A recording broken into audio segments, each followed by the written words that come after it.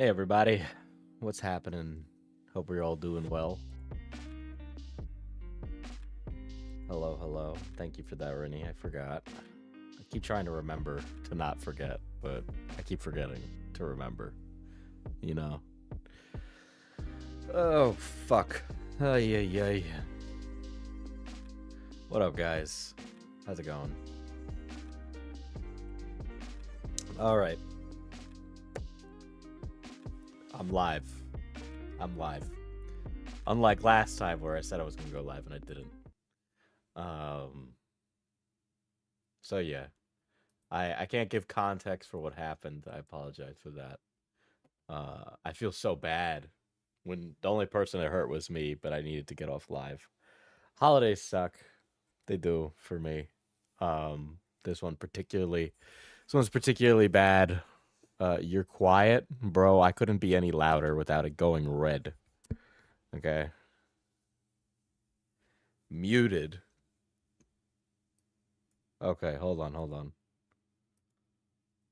Check 1, 2. Check. What? Muted. Hold on. Muted. I am not muted. Okay, hold on. Oh. Check 1, 2. Oh, yeah. Alright, we're good. Yeah. So there's that. So I did want to get back to it because fucking I have an obligation as my job to keep doing this and not stop. And I want to make sure I do that. But let me give a little breakdown of what's happened with Dream because you just sound tired. Thank you. You have no idea. So Dream, I had heard he was going to respond to these allegations for a while. And I did him the courtesy of not doing anything. I was originally going to have a video covering every single controversy, but then it happened. Then the response happened. And apparently he basically denies everything. Now I think as good as I haven't seen this yet, right? It could be the best response ever. I just personally think that Dream himself is kind of insufferable as a person. He's done a lot of weird stuff of his own accord, okay? And I could see him trying to justify those things, which is like, that's for you, dog.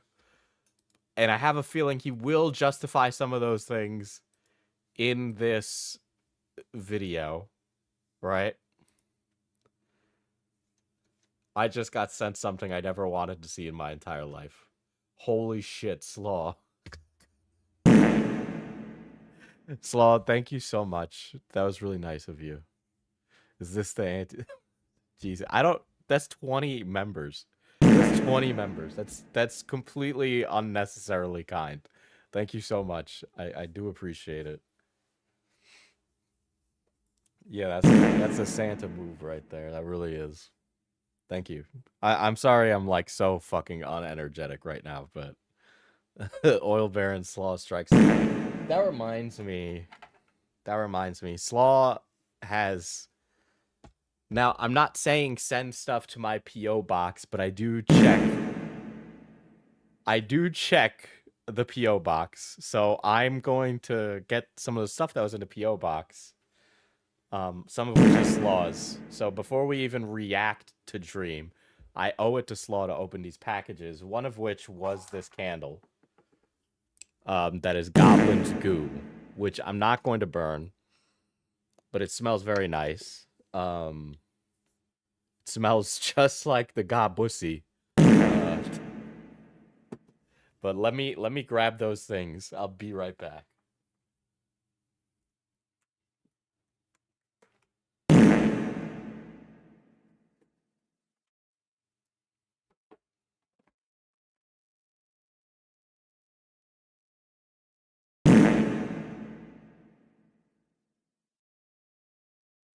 This is dangerous.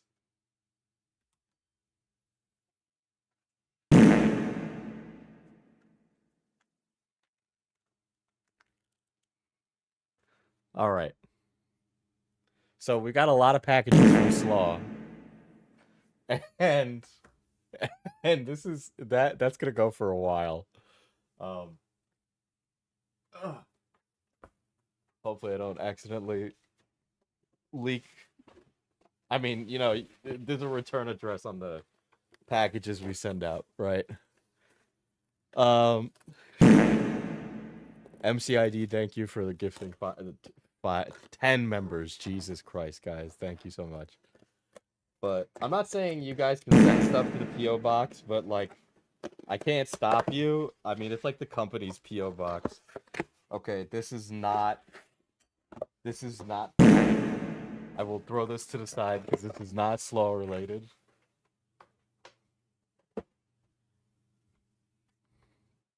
That was very base of you. Thank you for the 10 gifted. So Slaw saw the clip of me burning myself. And since that time period happened,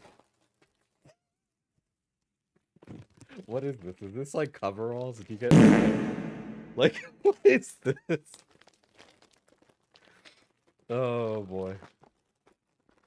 Oh. Are these coveralls? What the fuck? What? It's like a smock. It's like workwear clothes. That's where I would send a little diesel, unless you're gonna let me break in. I mean, come over. Hold on, I'll put this on. I'll wear the protective equipment as we get through the rest of this.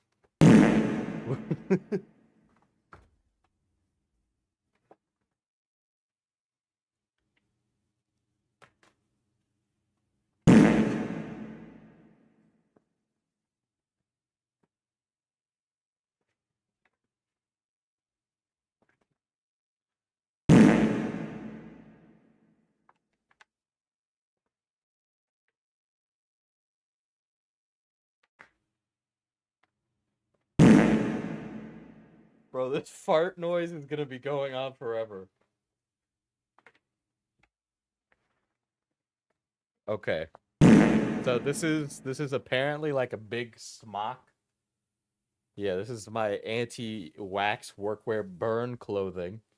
Um I think it's in like Chinese sweatshop factory size because it's a little tight on me. Uh I know Slaw asked my size. Honestly, it kind of goes hard. I kind of like the look, period. It just looks nice. I might actually just wear this as like clothes, to be honest. Thank you so much, Slow. It's a heavy cotton shirt with long sleeves, so hopefully prevent you from burning. Oh, yeah, hopefully I don't spill any shit on myself next time. Is that a welder's jacket? Okay, so here we go. Here's another humongous package. Much like my package.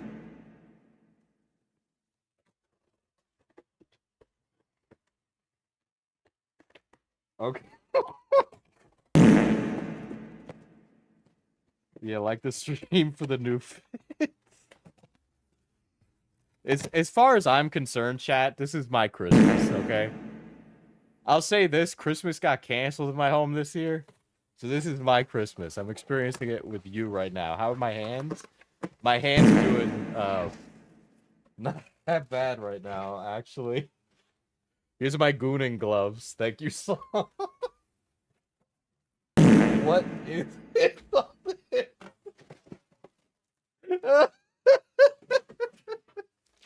What do you mean by that? This is absolutely ridiculous. Oh shit. Okay, this is a fire hazard right now on stream. Uh,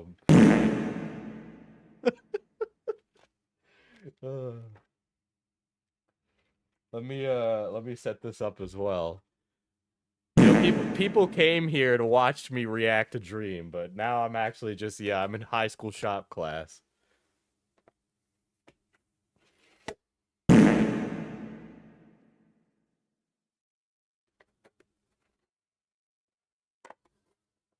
Oh my gosh.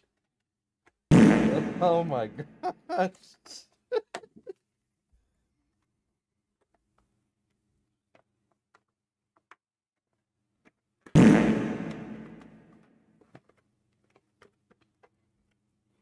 Hold on.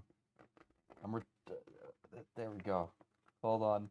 I putting this together is man got the PP and everything.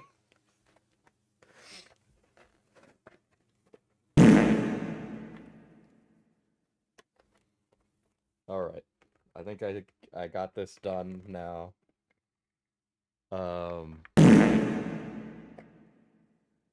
Here we go. This is definitely like a plastic film on this, and I'm really stupid and I just didn't take it off right now. Hold on. I think I got it. Please don't be on the other side.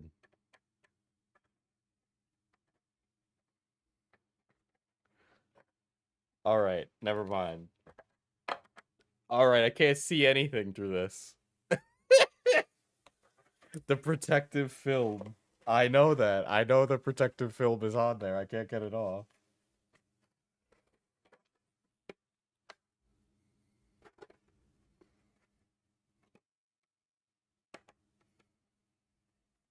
Whatever. I'll just fucking that one I'll do I'll deal with later. Let's take these gooning gloves out. There we go. This is the weirdest Christmas I've ever had, chat.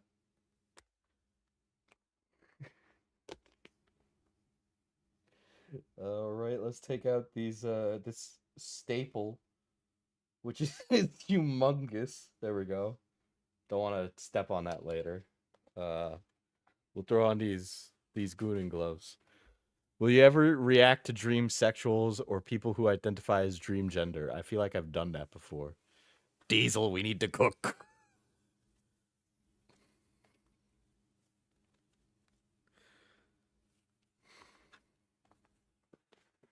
All right.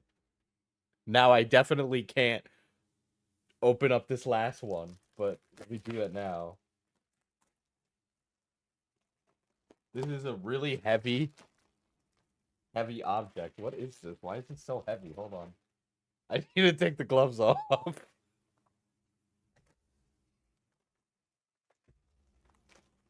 This is a certified hood classic. Hey Diesel, I just binged all the Super Mega streams, it was crazy. Hope things go well for your holidays, my guy. Gotta draw your VTuber one day. Thank you, JM Designs. That was very nice of you. And that's a lot of streams to watch. Bless your soul. In a virtual concert right now, I'll check out the VOD later. So have this in my stead. Have a good one, bro. Thank you. What is this? What is this? Why is this so heavy? Why is this like... What the fuck is this? What? We have to cook Diesel.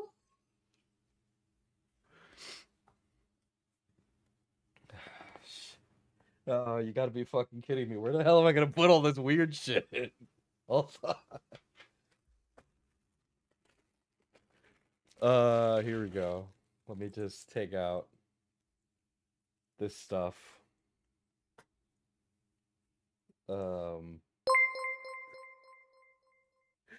Diesel's in a opening virtual chat concert presents RN, right now. we'll check out the VOD later, so have this in my stead. Have a good one, bro. Shit. This is ridiculously overkill. Put it on your body. I will wear it. Did I do this right, chat? I feel like this is incorrect. We need a heavy respirator next. Um, this is a little. This feels like it's on wrong. I definitely put this on incorrectly. It's like a big blanket. It's like a big blanket. Um. uh. You burned yourself twice. There's no longer any such a thing as overkill. Here we go. All right. We need Goblin Diesel fan art in his candle cooking protective gear. We gotta cook Jesse. I can't see with this on.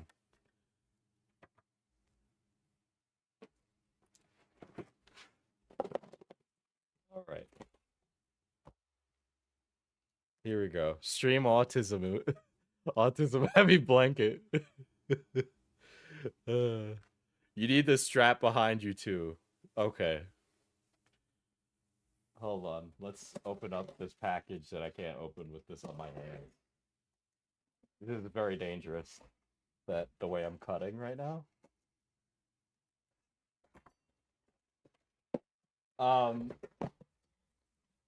Okay. So, chat, I need you to take me seriously right now for a moment. I need you to take me seriously. Recently, there's been a trend of oiled up baddies on Twitch.tv. So I got some baby oil here, right? We got some baby oil. We got some baby oil. We got some baby oil. We got some baby oil. This is perfect for when I want to oil up and travel. But we got some baby oil. Quite a lot of baby oil. You know, made of freshly squeezed babies. So this is a lot of baby oil. Because you're a baby. So maybe you will get that oiled up stream. Okay, I'm gonna look like a Turkish oil wrestler as I cover drama. Oiled up on a Tuesday afternoon. Is that everything? I think that was. Now Diesel's the oil baron. No. This is how we know Saw's the oil baron, okay? Because of the baby oil. I mean, there's a lot of body, so you need a lot of baby oil. Yes, that's true. This is all getting rather hot to wear right now.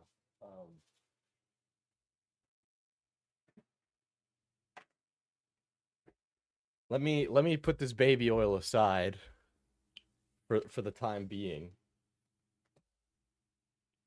What did I just come into? This is honestly a pretty normal stream.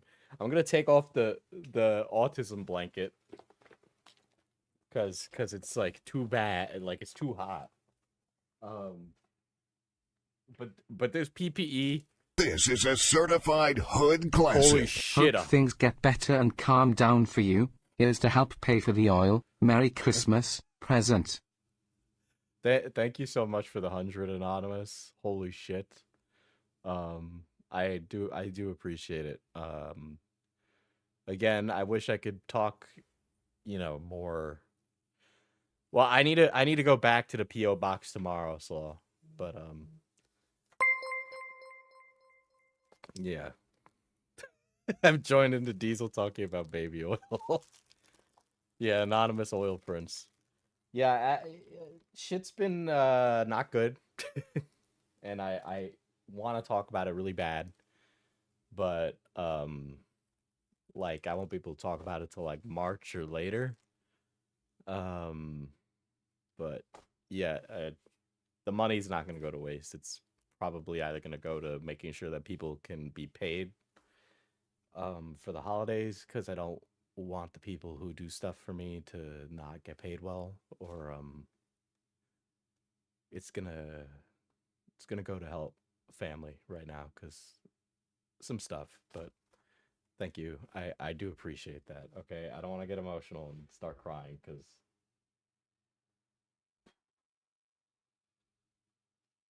because that's you know, not who I am. Baby oil equals boil. Thank you. Dee's looking you cosplay as Walter White when he was wearing only the green apron.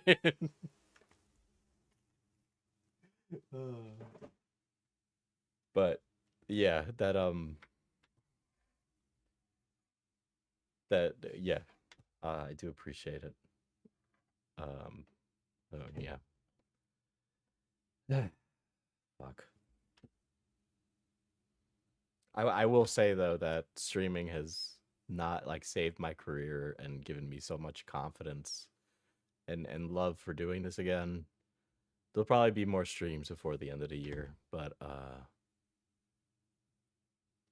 yeah, this community has been really great. You know, very wonderful people. Met a lot of wonderful people from this. And yeah, I have like amazing friends and all that, and you know, it's just it's really awesome that this is here now, because I had a moment where I was like, I think it's time to hang up and stop. And you know, This the is a success from certified this has hood changed. classic. Holy When do we fuck. get the Turkish oil wrestler stream? Well, apparently soon. Holy shit.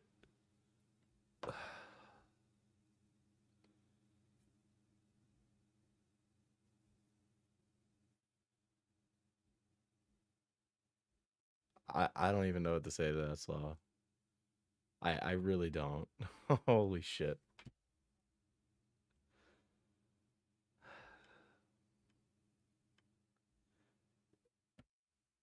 I'm just speechless, you know.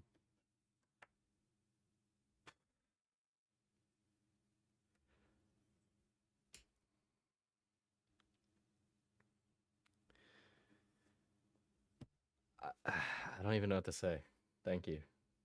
You'll get your Turkish oil wrestler stream. All right, it'll happen. I guarantee it.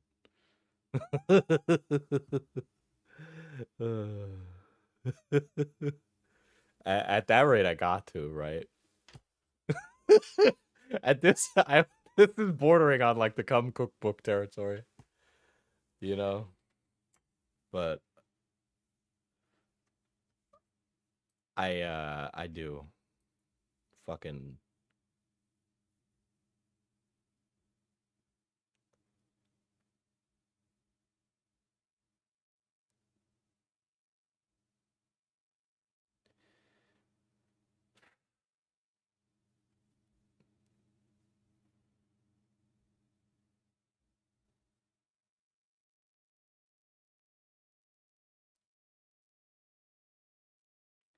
I don't even know what to say. Why not stream on the main channel? Whenever I would deviate from like normal stuff on there, people would get annoyed. I really like the community we have here, you know.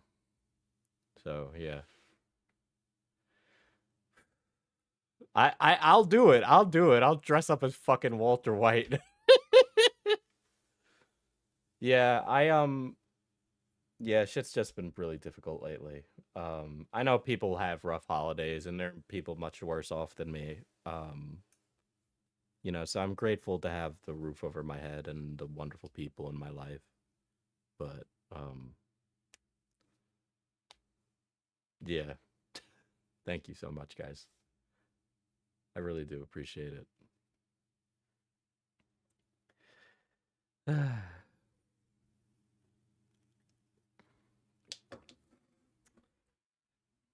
All right. Well, we came here to react to Dream.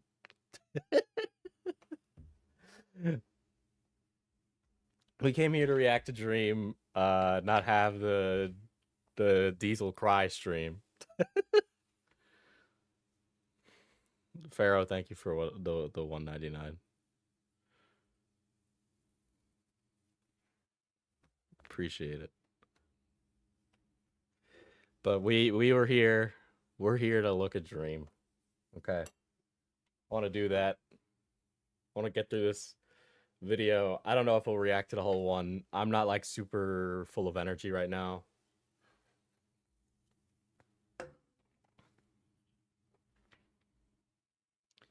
Right.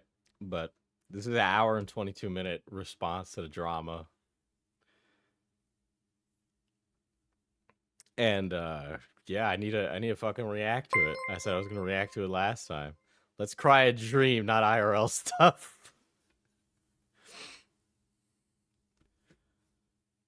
But I have heard the response is good, guys. So we will get into that now.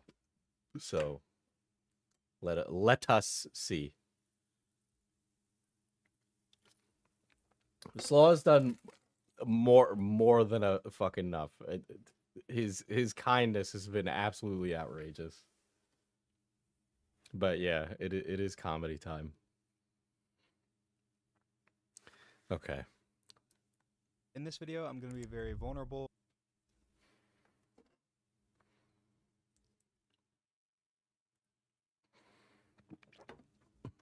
I know things have been rough lately. Keep your head up, King. Have a Merry Christmas. You too, Slaw. And to everybody else as well. You know, Christmas. I think Hanukkah has already passed. Has it? I don't know. But all that shit.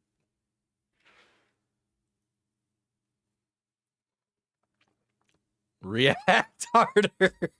Thank you, Cloudy. Apparently, he did make a good response.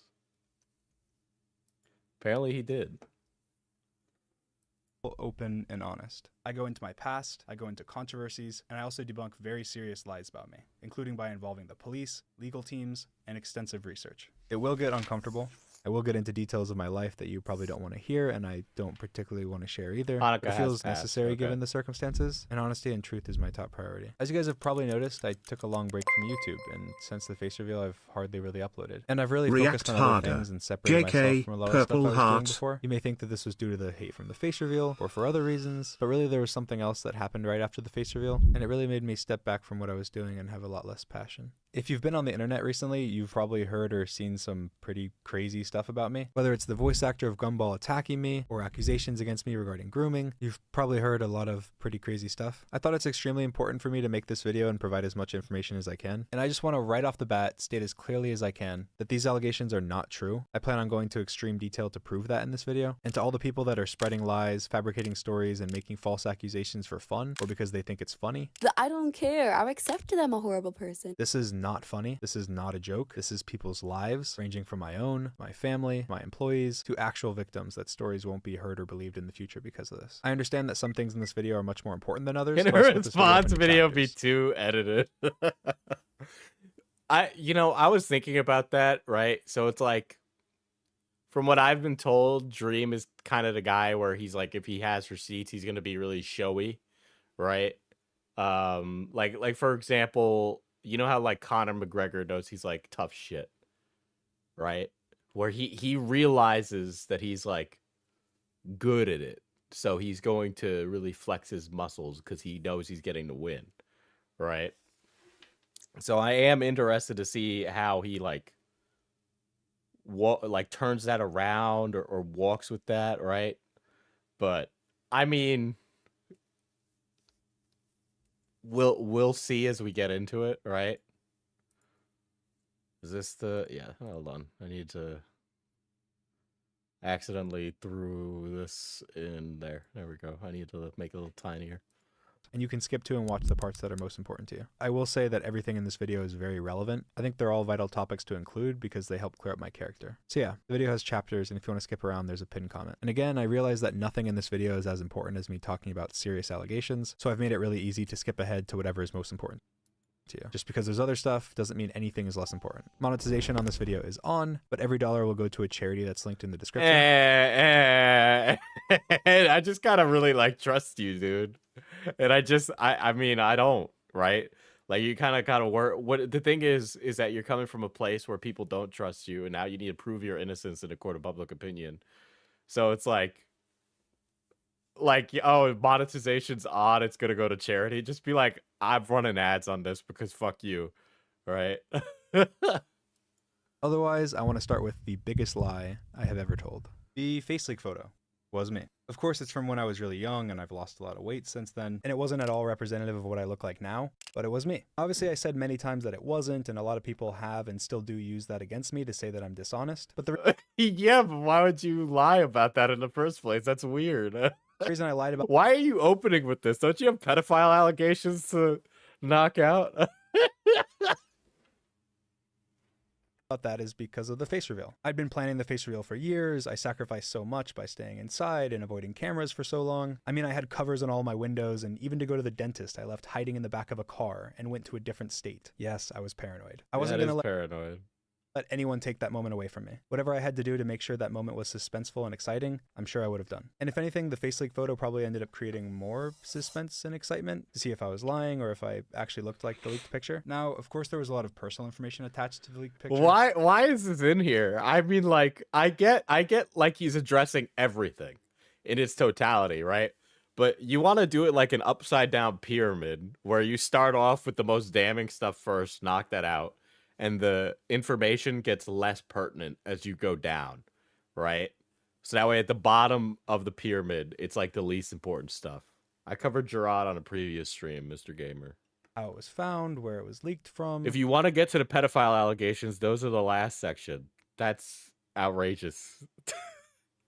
So that definitely contributed to why I lied about it. I didn't lie because I was ugly or because I was overweight or anything like that. And every time I talked about the leaked picture, I always mentioned that I struggled with my weight in the past and that it's disheartening to see people make fun of the poor kid for that, which obviously I was the poor kid. And I think that's something I'm willing to admit now because I face revealed. I'm not risking that big moment anymore. And I also feel much more comfortable about my personal information and how I look and so on. The day the face leak was posted, I was playing a Minecraft tournament and someone called the SWAT team on me. Dream is AFK. I'm clear here. I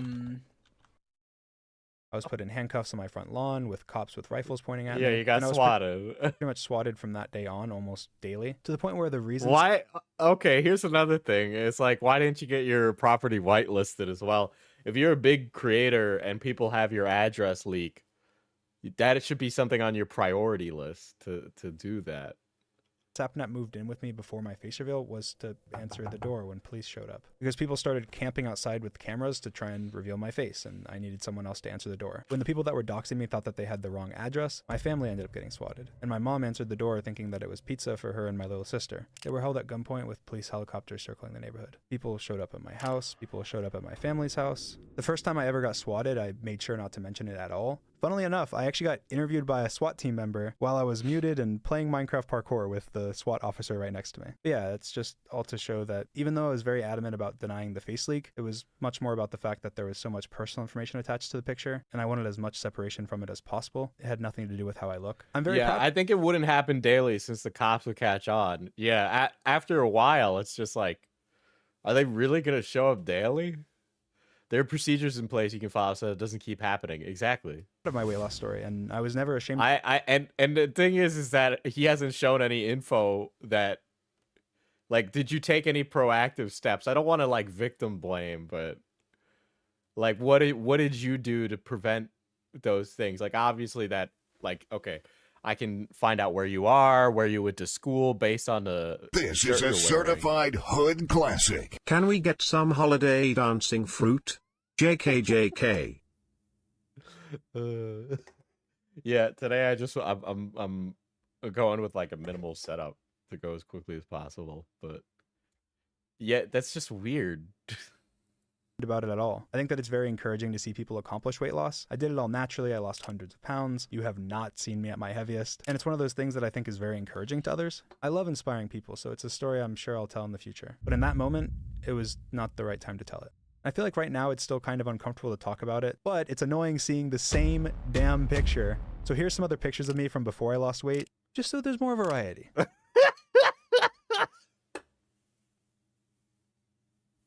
That's a great photo. Fucking Benjamin Franklin, dude.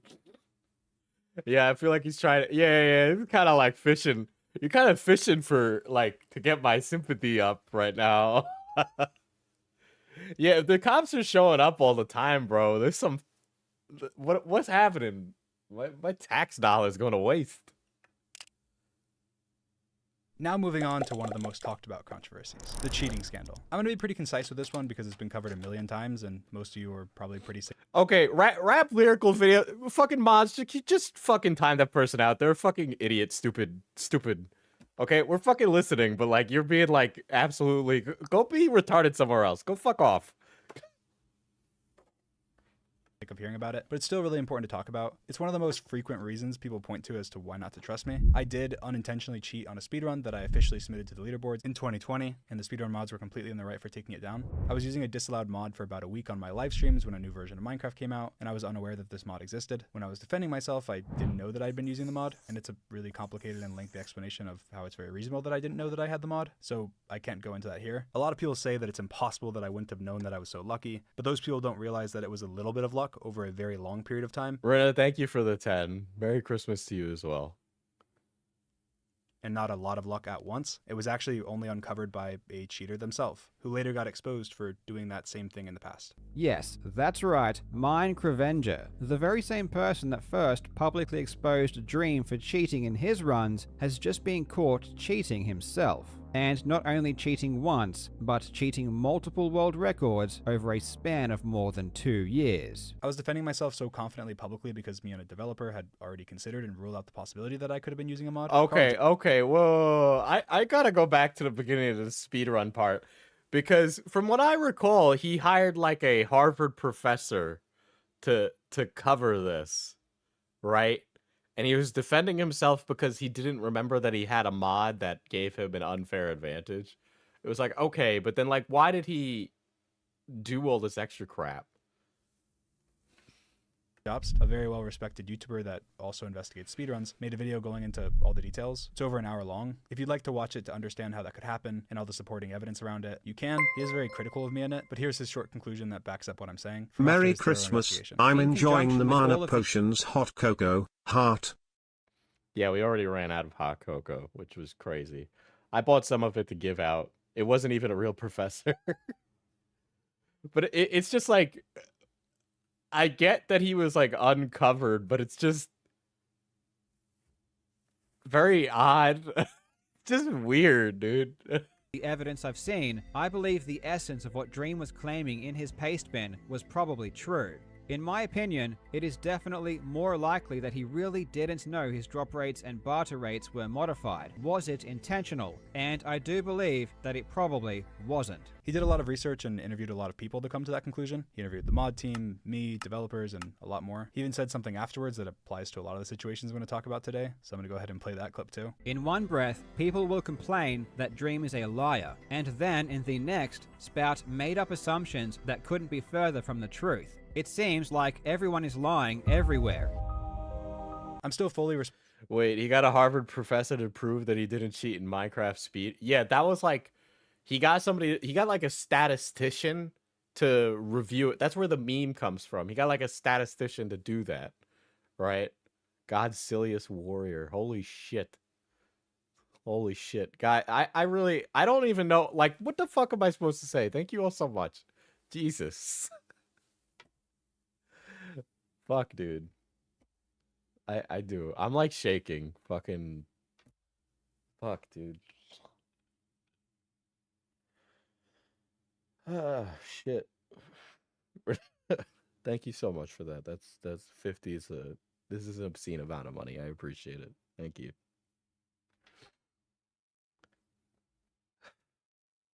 Jesus. What the fuck? Why did it come through twice? What the fuck?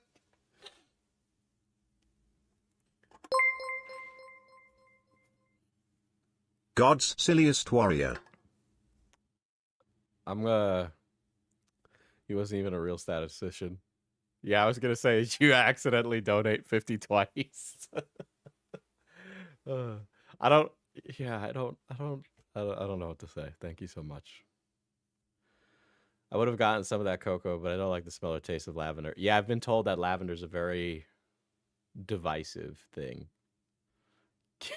Kitten, put mommy's credit card back.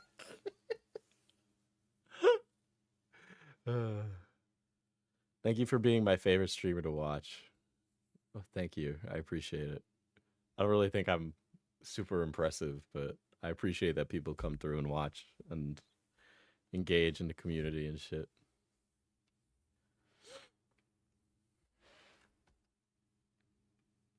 Responsible for my behavior back then towards the moderators, regardless of my intentions, and I did act like a little baby and caused the majority of the problems myself. So I'm God's sorry. silliest warrior. Or if you think that I'm being dishonest, since this all happened over 3 years ago, a lot has changed since, and I've done my best to move forward and grow as a person. I did my best to make amends with the mods. I apologize privately. Okay, so he basically, like, yeah, he did admit that he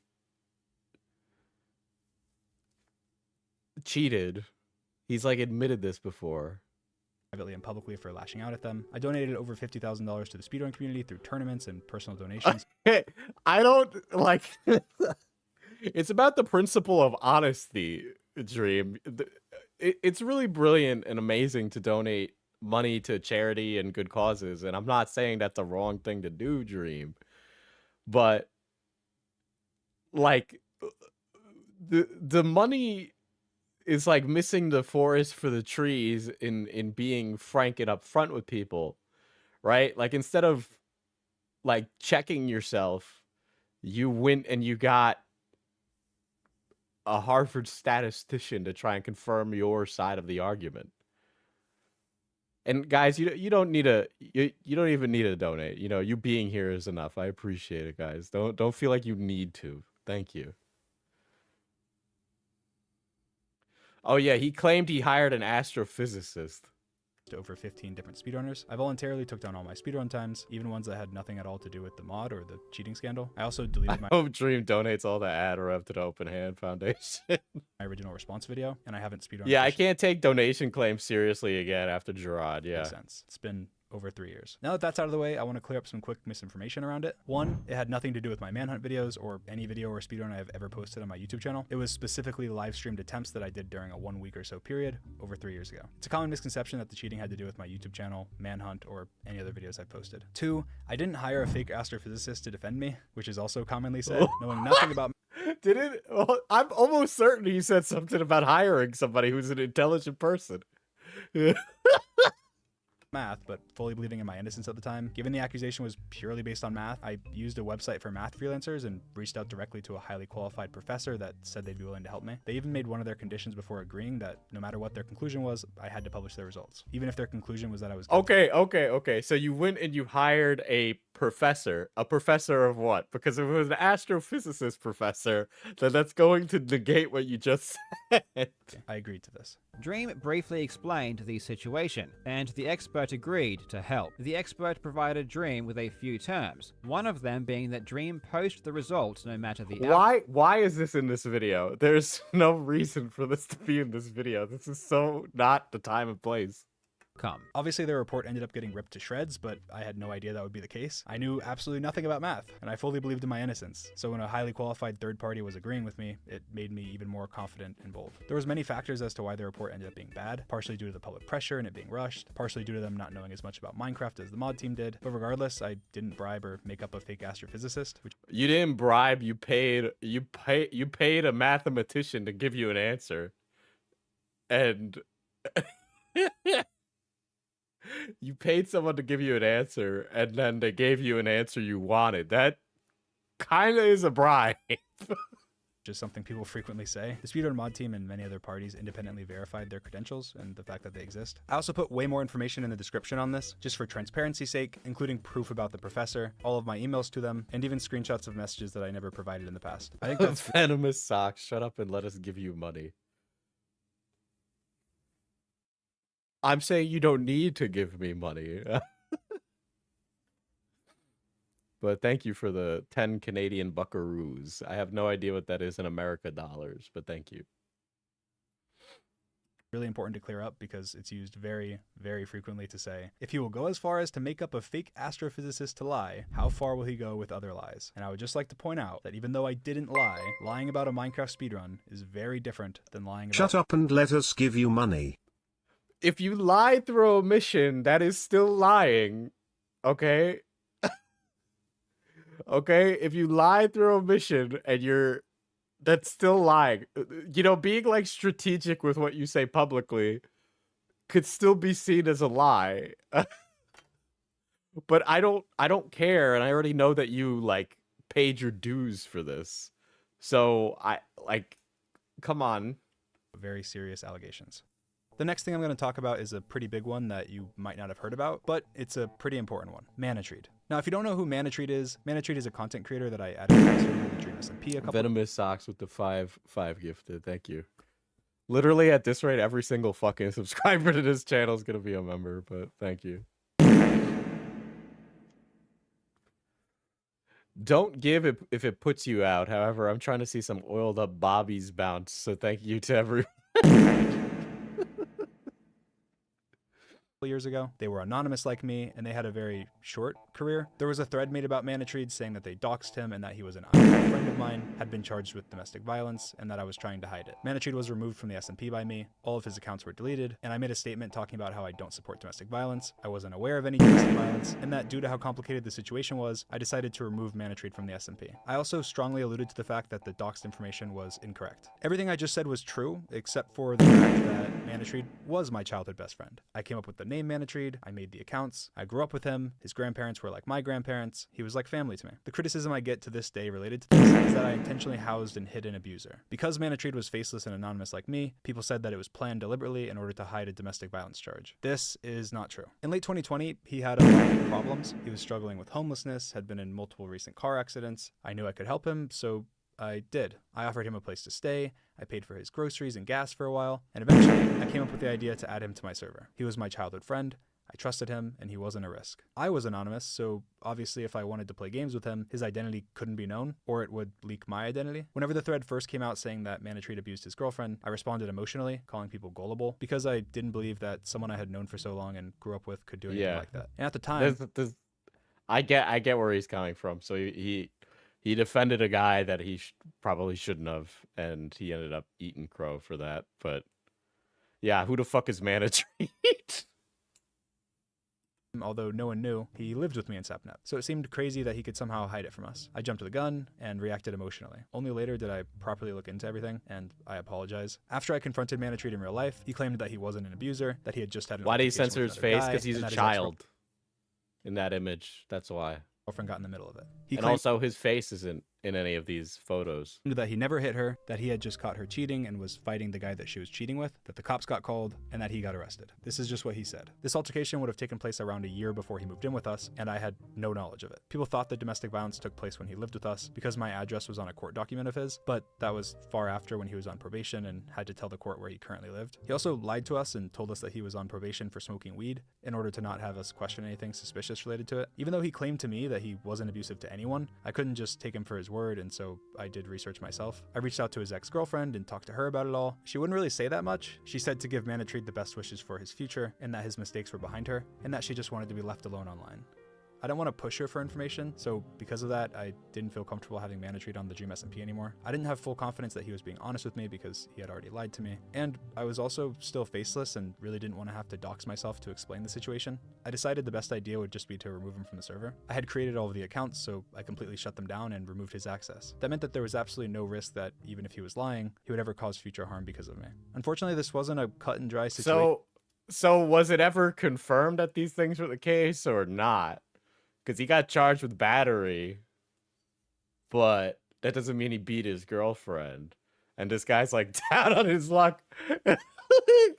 The charitable way to look at this, right, is that Dream stopped being friends with an abuser and he just made the right call. But the uncharitable way is that he had a friend that was going through the ringer and then he cut him off and let him become homeless. This was one of my childhood best friends that had always treated me with kindness and had lied to me in Sapnet. And unfortunately, due to all of this, I have no contact with him and lost someone that was like family to me. I'll never know the exact truth behind everything. The person that I knew was kind, generous, and compassionate, and I never would have added him to the server if I thought he was anything otherwise. But what I do know is that, other than my initial crude response, I stand by my actions. Yeah, because of course you rush to respond to things. Dream, the moral of the story is that you need to talk less. I think that I navigated a really complex situation the best that I could. I got rid of any risk, supported a victim, made it clear that I didn't support domestic violence, even to the detriment of one of my oldest friendships. I completely understand. Dude was like dragging his girlfriend by the hair and choking her out and slapping the shit about her. Okay, the police report's pretty damning. All right, I haven't read it. It would help Dream if he gave some more like details, according to the police report anyway. Understand people that don't know my side of this situation, assuming that this makes me a liar and that it's obvious that I was covering up wrongdoing. I even had creators that thought this until they talked to me about it. It's not unreasonable at all, and that's why I figured I had to talk about it in this video, even if it is personal and uncomfortable. Before I jump into the most important things I'm going to address, I want to talk about something that's come up a lot due to these allegations, and something that's commonly said to give credibility to posting about their thirst traps. Oh god. I'm going to play a clip from Moist Critical, who talked about the allegations pretty neutrally, to his credit. But while talking about them, he said this. Dream's audience has always been on the younger side of things, and yet Dream constantly engages with them in very inappropriate ways, such as like posting thirst traps. He does post thirst traps, even knowing that his fans are children. Yeah, that's I don't know how he's gonna walk this one back. I'm really interested to hear how he's gonna walk this one back. So when these claims come out, I think a lot of people start to take them at face value because they're like, oh, that sounds like the Dream that I know. You know, this sounds like something Dream might do, so it's probably true. Even though right now a lot of the evidence backing it up isn't the strongest. Now, before I talk about this, I just want to ask that if you're watching this and you share the same opinion, try and give me the benefit of doubt. Oh my god. Dude, I'm 13 minutes in. All I'm doing is trying to give you the benefit of the doubt. But all you're doing is yapping about stuff that I can't, like... Oh my god. Okay, sure. Have to say, and discard your preconceived biases. Because yeah, if you think someone's creepy and then they're accused of being a creep, it clearly changes how you think. So I'm going to break down multiple things that Charlie said because I respect him. I respect his opinion. I think he's a super reasonable guy and I think he's an awesome content creator. One of the things that he said is that I post creepy pictures and thirst traps. He does post thirst traps. That's the first thing I'm going to talk about. Uniquely, because I didn't reveal my face until last year, I can actually pretty reasonably show you every photo and video of myself that I've ever posted on the internet. So they're going to start scrolling by now in a completely random order. While you watch, it's important to note that what you post on something like Snapchat is very different than something you'd post on Instagram or Twitter. Snapchat runs ads every 5 or 6 photos and encourages you to post upwards of 100 photos or videos a day to have the most growth and make the most money. They only last 24 hours like an Instagram story. Moon Shadow, thank you for the 5. Very base of you. Your first super chat on the live stream. Poggies. So on Snapchat, you kind of just spam anything. So for me, it's silly filters, my cat, whatever food I'm eating that day. I get a haircut. Because of that, it's much easier to take one silly photo from Snapchat out of context and make it out to be something that it's not. On top of that, there's a lot of fake accounts that I think people fall for all the time. They post thirst trap captions using my photos. No, Dream. When you post, here's the thing. When I post a photo and I think I'm sexy, that's a thirst trap. If you're posting a photo on Snapchat and you go, I look good in this one, and you know other people are going to respond, think you look good, that's a thirst trap. You don't need to put a thirst trap caption. When do I ever put a thirst trap caption on my thirst traps, chat? I don't. I just talk about my progress in the gym. But some of you still bookmark those things on Twitter. So I know I'm appealing to the she-they bisexual audience. How many likes they get, there's a lot of people that casually scroll Twitter and think their posts are mine. There's one specific one that was extremely popular and verified before it was suspended. No. They paid for a verification. Let's not. That's. I don't like how that's worded. They posted tweets like this Name a man prettier than me. You can't. and this. Okay, Dream, if you're a young guy and you look at yourself and you go, I'm not confident in myself, people aren't going to think these are cute pictures of me. What do you, like, dudes don't just, like, post selfies of themselves. And I get it, you're like a humongous creator, but, like, like just come on. And this. These are just completely normal photos I posted of myself. Okay. You're telling me, all right, this one you don't think you look good? You didn't think anything of that. You didn't think anybody was going to screenshot that and go, oh, Dream's so hot. Or that one? Come on. Or that one? This one, you know, you were posted as like a goof. But you know, like some of your audience is going to be like, damn, that's so quirky. And yeah, these are hilarious.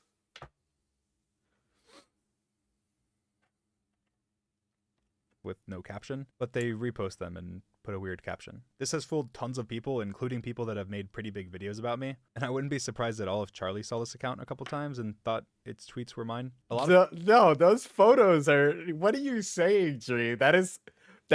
No, I don't accept that at all. I'm sorry. No, those are thirst traps. All right, a guy knows when he's hot in a selfie. Period. People also say stuff like this. I don't know why he still uses Snapchat. It's still kind of weird. I told you. If you're Yeah, I agree. I don't think he should use Snapchat. Period. Why is he adding fucking fans to talk to them through Snap? That's weird. Snapchat. Which I think is super reasonable to think. If you don't know that there's creator accounts now that work very differently to normal Snapchat accounts, you can promote stuff. Yeah. That's great. That's great. But you have private conversations with people on there. Algorithm, and even as of recently, you can make a lot of money. Obviously encouraging you to post whatever random stupid photo you took. I mean, I hardly even log into my Snapchat myself and even have someone else completely run the account because there's a manager account feature where I can just post from my personal Snap and never even see any of the messages. I also sometimes have people say, Kat was saying, I have just arrived home. My mana potion Mishi pillow is in bed with it has an exclusive 3 FPS diesel body pillows. Jover, don't pass. Go collect D10. Yeah, we have 3 Goblin Diesel body pillows left. So if you've ever wanted to sleep with a body pillow of yours truly, you can get it. I am green, but I am hot. So I have just arrived home. My mana pot Miller was in bed with an exclusive 3 left FPS diesel body pillow. Joe ever don't pass. Go don't collect D10. Go to manapotioncoffee.com and pick up coffee, tea, the body pillows. We also have a few candles that are ready to ship on there. So if you want to buy a candle, you can do that. that I'm weird because of fan art account likes from my fan art account. So I just want to clarify, I'm not the one behind 99% of the likes. I've never made that public because it is beneficial for artists for people to think that it's me every time. But again, so okay. It's being used against me to say I'm sorry, Kat. creepy, I have to clarify. Hi, so I've ran Dream's public Snapchat since January 2022. Okay, you ran Dream's public Snapchat. So, like, what about before that, 1? And then 2, are you also the one chatting with the people on the Snap? There's nothing weird and he doesn't really even log into it. I also run his fan art account and have been since January 2022 as well. I'm good friends with Dream and the Dream team, so he thought I'd be a good pick to run it. I mostly just like and retweet art. I'm banished from replying. Sometimes people will call him creepy for stupid stuff that I've liked, and I've never really taken it seriously because I just think what's being depicted in the art is funny to me, like DNF kissing art or something, because I'm their friend and it makes me laugh. It just happens to be really good art. But when it's being used to say that Dream is creepy or there should be like guidelines on what you like. Like if it's drawings of Dream kissing his homies and his audience skews younger, maybe you shouldn't be liking the yaoi art. Like we should be using like social media manager discourse here. So it's like why? weird, I feel really bad because he's definitely not. There's been times that he's messaged me and told me to unlike something or asked why I was on a DNF liking spree. And he's definitely a silly guy, but people shouldn't use me liking art that He's just a silly guy. He's just a silly guy. He's just a little guy, chat. He's just a little guy. funny or just thought was impressive artistically against him. I can still be more careful about what's liked on the account though, and I also can re-clarify my boundaries, which I do at the end of this video. But I will just say here that I've never supported not safe for work art of minors or from minors. I think that that's weird and gross, and I clarify my boundaries on myself later in the all video, right, you think but that's weird generally and that's it's just, gross. I don't Okay, want that's anything- great, 100%. That ain't gonna stop them. You know that's gonna happen. Listen, I was 14 the first time I ever looked up boobs. Okay, I got on my iPad Touch and I looked up big boobs. You know why? Because I thought the world was gonna end in 2012. Weird drawn of me. I also later have the person who used to run the account back in 2020 say something as well. But yeah, Like 1 out of every 1,000 Snapchats I post, people end up spreading and making fun of, which is fine, of course. But it's when it's made out to be weird that it's disingenuous. You're just a weird guy, Dream. You just are. This isn't. I'm 16 minutes in and you're still a weird guy. now that's not to say that I'm posting the exact same thing as Yeah, everyone clarify the boundaries now. Why do I gotta wait for the end? else or that Listen, you're already saving the fucking pedo stuff for the end. Do it now. what I'm posting isn't different than other people. It definitely is. I was faceless. Yeah, I went to Catholic school, so I was afraid that if I beat my meat that I was gonna go blind. I do wear glasses now, so maybe they were right. But yeah. For a very long time, never took pictures of myself, and had no social media before YouTube. You're so twee, Dream. Those hats are ugly.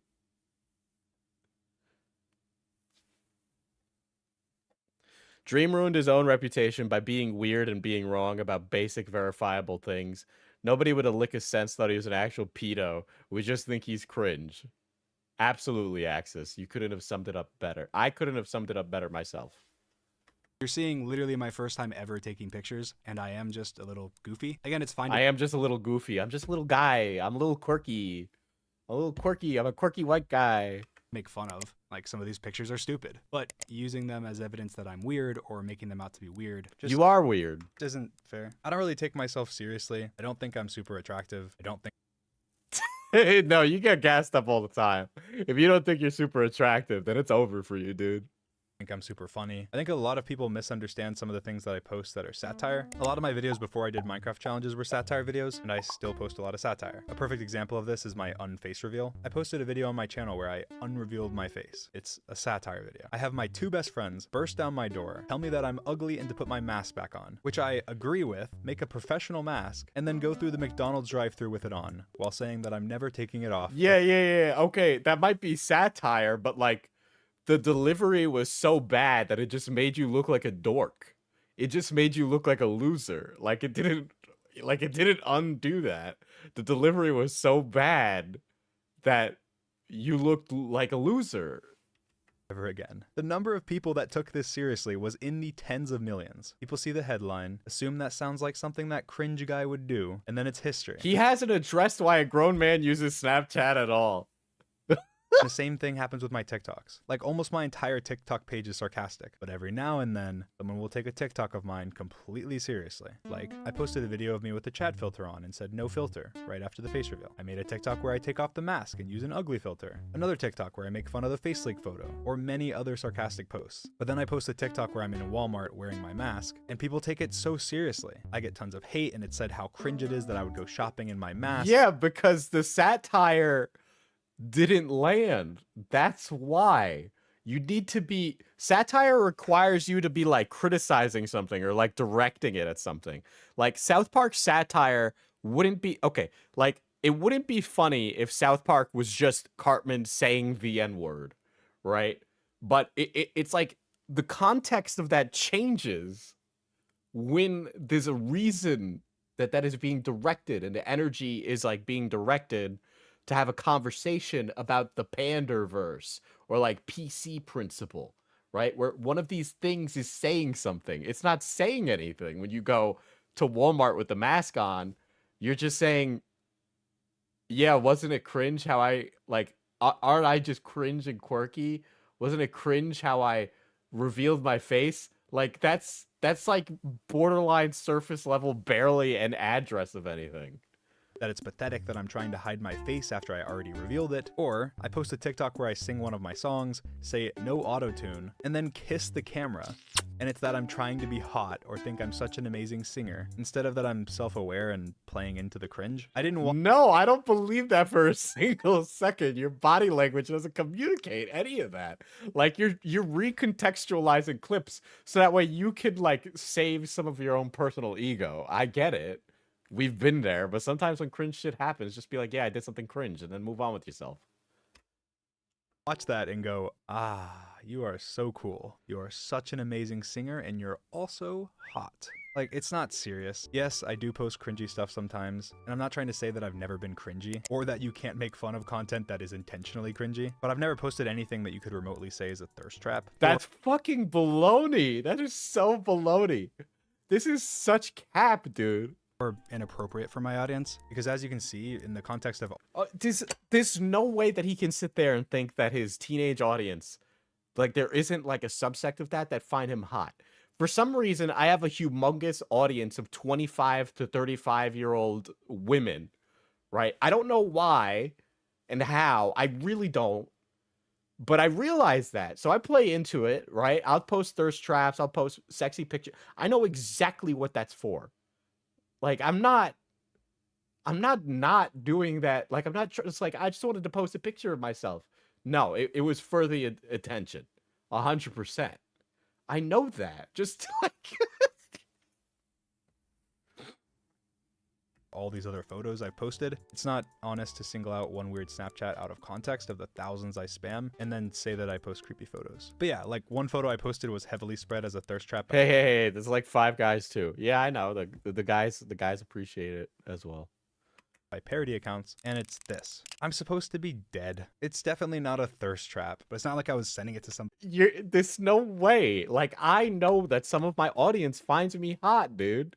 Like, you can't be talking about it like you don't know that.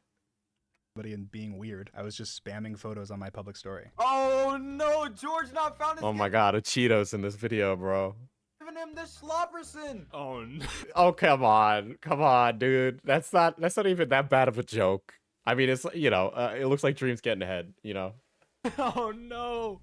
Like, yeah, it's goofy. It was not a thirst trap. I posted 1 or 2 photos with my shirt off ever, and this one's because I thought it was cool to see my hair comb back since it's always forward, and you can't even see me or my body. There's also this monstrosity that's frequently shared. Like, this is a gross photo. I look terrible. This is not a thirst trap. This is a terrible photo. No, the thing is though, Dream, is that your audience definitely finds it hot.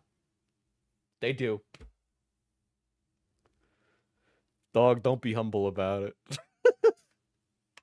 This is just disgusting. I was just spamming photos, didn't think much of it, and posted it. And now it will haunt me until the end of time. I'm cringy and being serious when I make satire. This is such cope, dude. This is cope.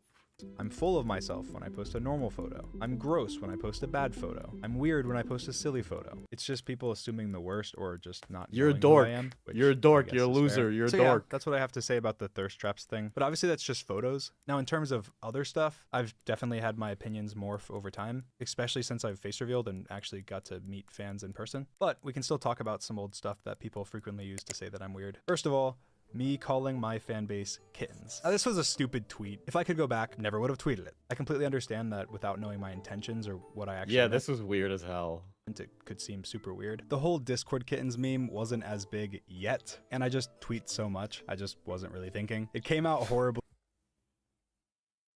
At least he admits that.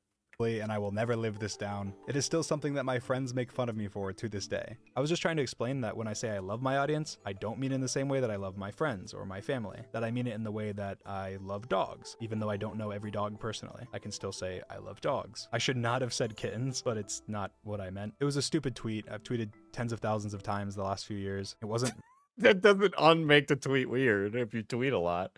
But yeah, at least he acknowledged it. my brightest moment, but it also wasn't me trying to be weird or going kittens. It was just an analogy that I regret using. Another point of evidence towards the dream is weird narrative was me quote unquote selling my baby pictures. In 2022, my merch company sold a flash drive that was dream themed. It was going to be sold empty, and then my mom and my dad, who help run my merch company, had the idea to put some random stuff onto the drive, so it felt more unique. I thought it was a cool idea. The content on the drive wasn't what was being sold. It was the slap wristband flash drive itself. We added some drafts of books I wrote from when I was a teenager, some memes, some old Minecraft screenshots of me and my friends. I wish I bought that. I really do. That would have been a really funny stream. And emails from teachers talking about me being rebellious in middle school. And yes, 2 pictures of me from when I was a baby. The intent wasn't at all to sell pictures of me when I was a baby, which other celebrities have actually literally done. The intent was just to show a little bit of where I'm from. Like you would show pictures in a biography you would sell. You're still like let's be pedantic about it. You're still selling baby pictures.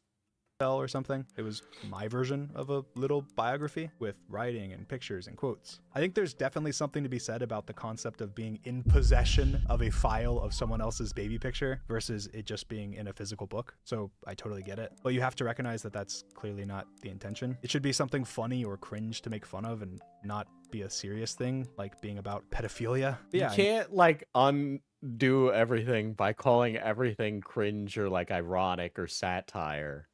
Right? You can't like that's like he's using that so often for like this weird behavior, right? And I get it.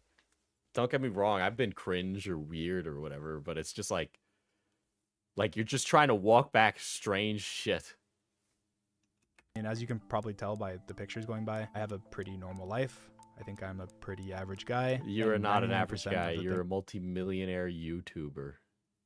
You don't understand what it's like to be a wagey. Things I post online are extremely normal. Despite how much I've put myself out there, there's only a few weird out of context things to show for it and a couple goofy photos. Yeah, So, okay, like those are the worst images of Dream physically possible, right? But this like his audience is going to find this shit hot. That just we still haven't discussed the Snapchat, by the way. Yeah. People say that I post thirst traps or post predatory things to my audience. They're just misinformed. I don't think that Charlie is being malicious at all. Yeah, do people not understand that the type of fan to buy something like that is the wrong type of fan to appeal to? You aren't a writer or a historical figure. Nobody's getting that to write a book on Dream. Yeah, 100%. Of misinformation, and it's something I've never really made an effort to clear up. I always lean into the cringe, but when it's being used to strengthen serious allegations, that's when I kind of have to really break down how I am. But yeah, I mean, on top of all that, my audience is not as young as people think. This isn't a hill I'm gonna die on, because I know a lot of people have their minds made up or could not be convinced. Believe it or not, I have one of the oldest audiences in all of Minecraft YouTube. That's you're capping. You're capping. I have met older Dream fans, but they're like I talked to them. I met one recently, and like within 5 minutes I had like a horrible first impression. It was as bad as you could imagine, and I was like, okay, like, and I'm not judging that person now. I'm sure they're lovely, but it was just like a really weird first impression, and they were like a Dream fan. Through coding and extremely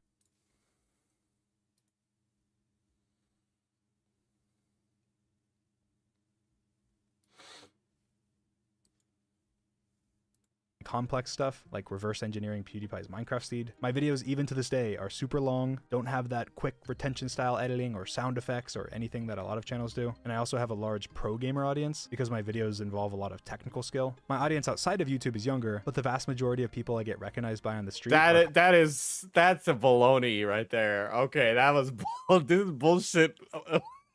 This is bullshit. Jake Paul and Logan Paul used the same exact argument. College aged, and usually dudes being like, what the it's Dream on Twitch. I don't believe that. I don't believe that. That's cap. Twitch, I've covered heavy topics. In this video, I'm covering heavy topics. Me and my friends all swear on every other platform, and we're definitely not kids channels in any way, just because I get it. You appeal mainly to men. Okay, yeah, sure. So do I, all right? You know what's funny? I look at my stats, right? And it says that my audience is primarily men. So why the fuck do I constantly notice that my audience is filled with women? videos doesn't mean that my audience is just little kids. Most people that watch me either used to play Minecraft or don't even play Minecraft at all. I think Charlie's audience is, of course, much older than mine, but if I posted photos like these, which to be clear, if I was ripped as hell, Those are all also thirst traps. like Charlie, I would 100%. Okay, so then that would be a thirst trap as well. Be made out to be predatory because it's me when it's not at all. And that same standard isn't applied. Dream, it's because you're not confident about it. You're like all twee about it. To TikTok stars or really anyone else but me, just because I'm the Minecraft guy. A lot of the photos me and Charlie have posted are actually really similar. It's just people cherry picking goofy photos of mine and then making them out to be weird. When it's just me posting random photos. This is just ridiculous. It's literally part of our job. Yeah, I guess that's all I have to say about that. This was by far the worst part of the video.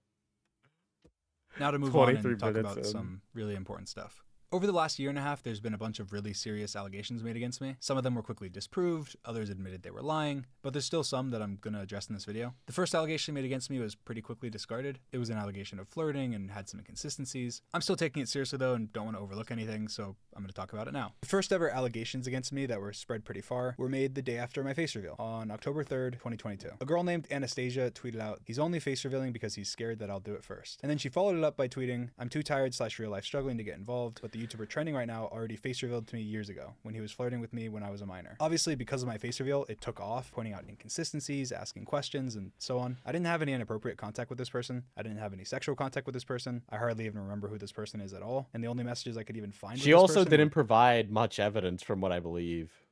Friendly Twitter DMs, and even in those Twitter DMs I mentioned that they had 18 in their bio, which they contradict. I definitely didn't face reveal to them. That's an obvious lie. Almost nobody knew what I looked like at all before my face reveal. Not even most of my best friends that had known me my entire life, let alone someone I don't even remember talking to at all. She posted a screenshot of some texts and claimed that they were from me. She showed a screenshot of my TikTok being from your contacts to try and prove that the texts were from me, which people quickly pointed out isn't possible because I have a Google Voice number hooked up to my TikTok, which isn't iMessage like the text. And again, she never claimed any sexual misconduct. She never claimed anything related to nudity or sexting. This was also in early 2020, and she had 18 in her bio. With everything and all the inconsistencies, wasn't taking that seriously. But it's still worth noting because people still somehow say this is one of 3 victims of mine. So yeah. See, the thing is, I don't think anybody who looked at these things seriously ever thought that that one was legitimate.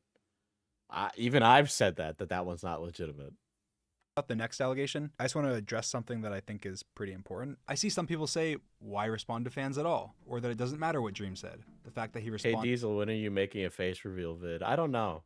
That's a good question, Kat.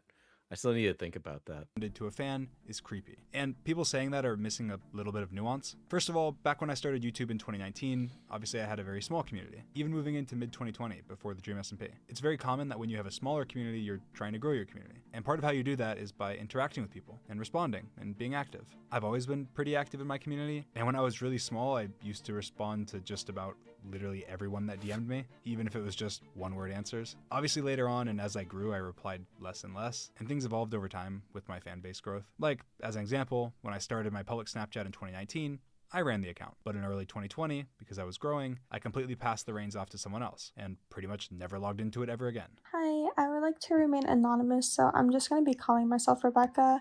I used to run Dream Snapchat starting in 2020. When we can't know who the people are, when I have to just trust everything he says, it makes it hard to believe him. I did that for probably around a year, and I would like read through all the messages and I'd screenshot art or funny comments, and I would respond when it was appropriate. You would respond when it was appropriate, but then like this messages of Dream talking, like full conversations. So you're just pretending to be him in full that's wild. There is definitely nothing weird going on this account. Dream hardly even logged into it, and it was mainly me. He never used it inappropriately. I'm sorry. I talked with tons of commentary YouTubers about this. Why was everybody like jerking him off, being like this was an amazing response? You know, because I fully believe he'll be able to walk back the pedophile stuff. I have no like belief that he won't. But like all this other shit, Like, how could you watch it and go, this guy is like normal or like not weird or just completely well adjusted? Because if you watch the first 20 minutes of this, I have a feeling that a bunch of people skipped over all that shit. Right? Because when I look at it and I watch all that stuff in the beginning, it's 20 some odd minutes of the weirdest like character building of who he is. And it's strange and it's weird and it doesn't like it doesn't make any of the rest of this better. It makes it worse. Right? Like there's no guys, I don't know if you watched any other drama commentators cover this, but did they skip over those first 20 minutes? Did they skip over it? No shade against them if they did. But like Kristen Ark reacted to this. Did he skip over that part? Because that's fucking weird. Like that whole part was weird. Like that none of that needed to be in here. Like it was pointless. Yeah, she could be like early 20s. Yeah, she could just y'all are reaching. Mishi, one of my VTuber moms, sounds like a 1,000-year-old dragon, okay?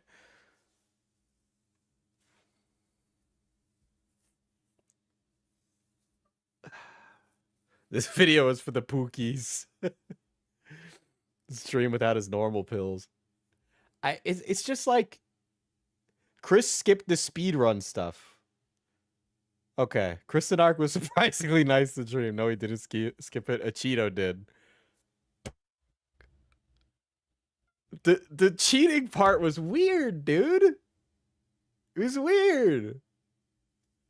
I'm so glad I watched all that in its entirety because, like, it just makes everything else worse in this video.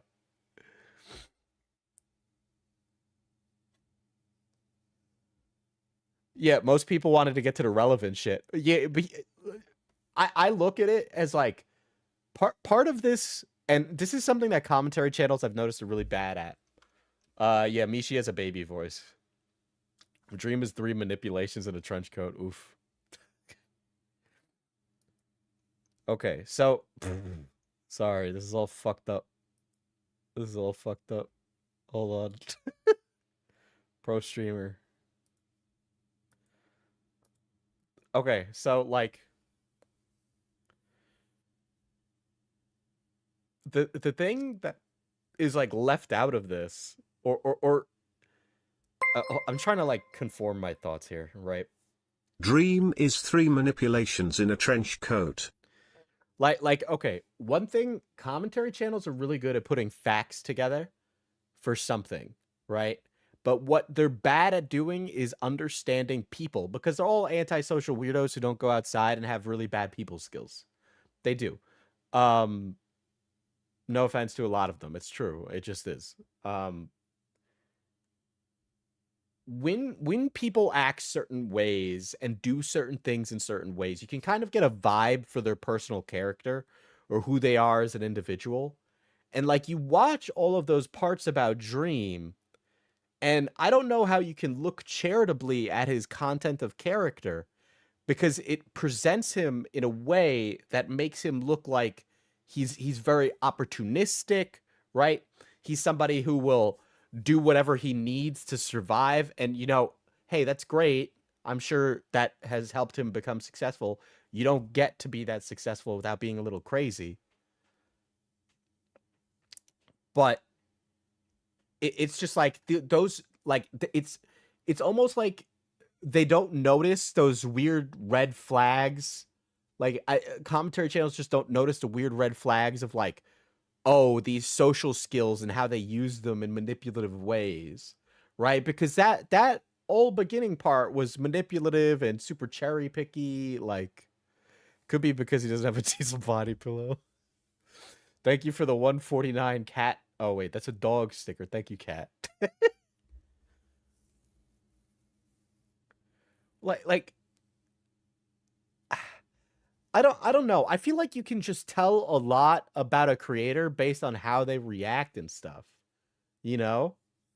Well, sad music, bringing in unnecessary information to gain sympathy, comparing himself to try to gain fervor with Charlie's audience, putting the relevant parts right at the end. But yeah, like that's what I said at the beginning, where it's like if you are addressing allegations, you need to put the most damning stuff up front and then get less and less detail because you want to get right into the stuff that's incredibly damning. So that way you can do what you need to save your career as much as possible, right? But I'm glad it's not that way, because I think I would have a really positive perception of this if it started out that way. I would have never advised Dream to do his video like that at all. Like, if we're talking about like creator, like crisis management, that's terrible. And I'm sure this is going to be a really divisive video. I don't think it's that. I think that nobody cares if he cheated or not. It's like you cheated on Minecraft, and it's not like he murdered someone. He cheated on a speedrun in a video game. Okay, I get that the scale of it is like really low, but I think when I'm examining his character as an individual, it makes him look weird that that is there first, right? Like, I don't mind it existing and it being addressed. I think that the point that it's being addressed at all is strange.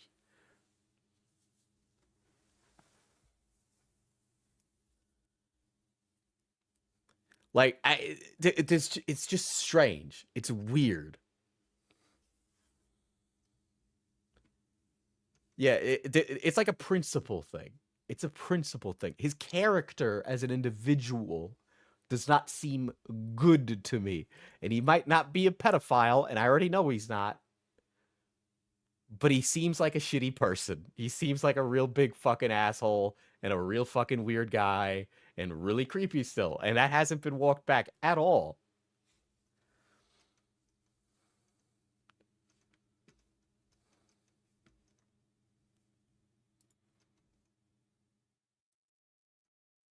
And although I no longer work for Dream, I am not aware of him ever acting inappropriate with fans or anyone underage.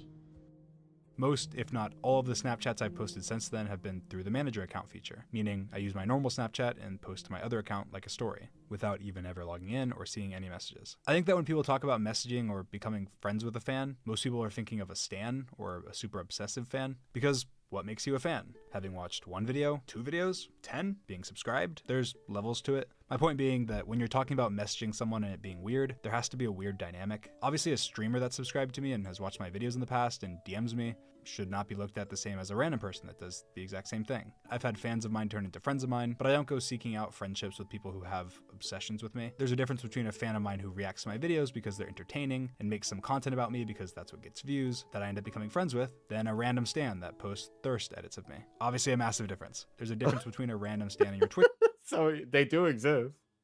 chat that watch. Hey Diesel, you'll ever restock the crowd-made stuff? We're gonna rebrand and just run a merch site ourselves. So I'm just gonna do it myself. Which is every stream. So that'll come in 2024. We are working on that. Because they love you, and a regular viewer that's in your community because they have common interests with you that you end up becoming friends with. And at that point, they're no longer a fan, they're a friend. And in some cases, becoming some of the most beloved couples on the internet. My point is that there's a lot of nuance. I think it's a responsibility of a creator to be able to recognize dynamics, avoid any weird ones. You can't just look at the fact that somebody follows you or has watched a couple of your videos and write them off as, oh, they're a fan. Therefore, we can I really just want to write off this response. I just don't want to bother.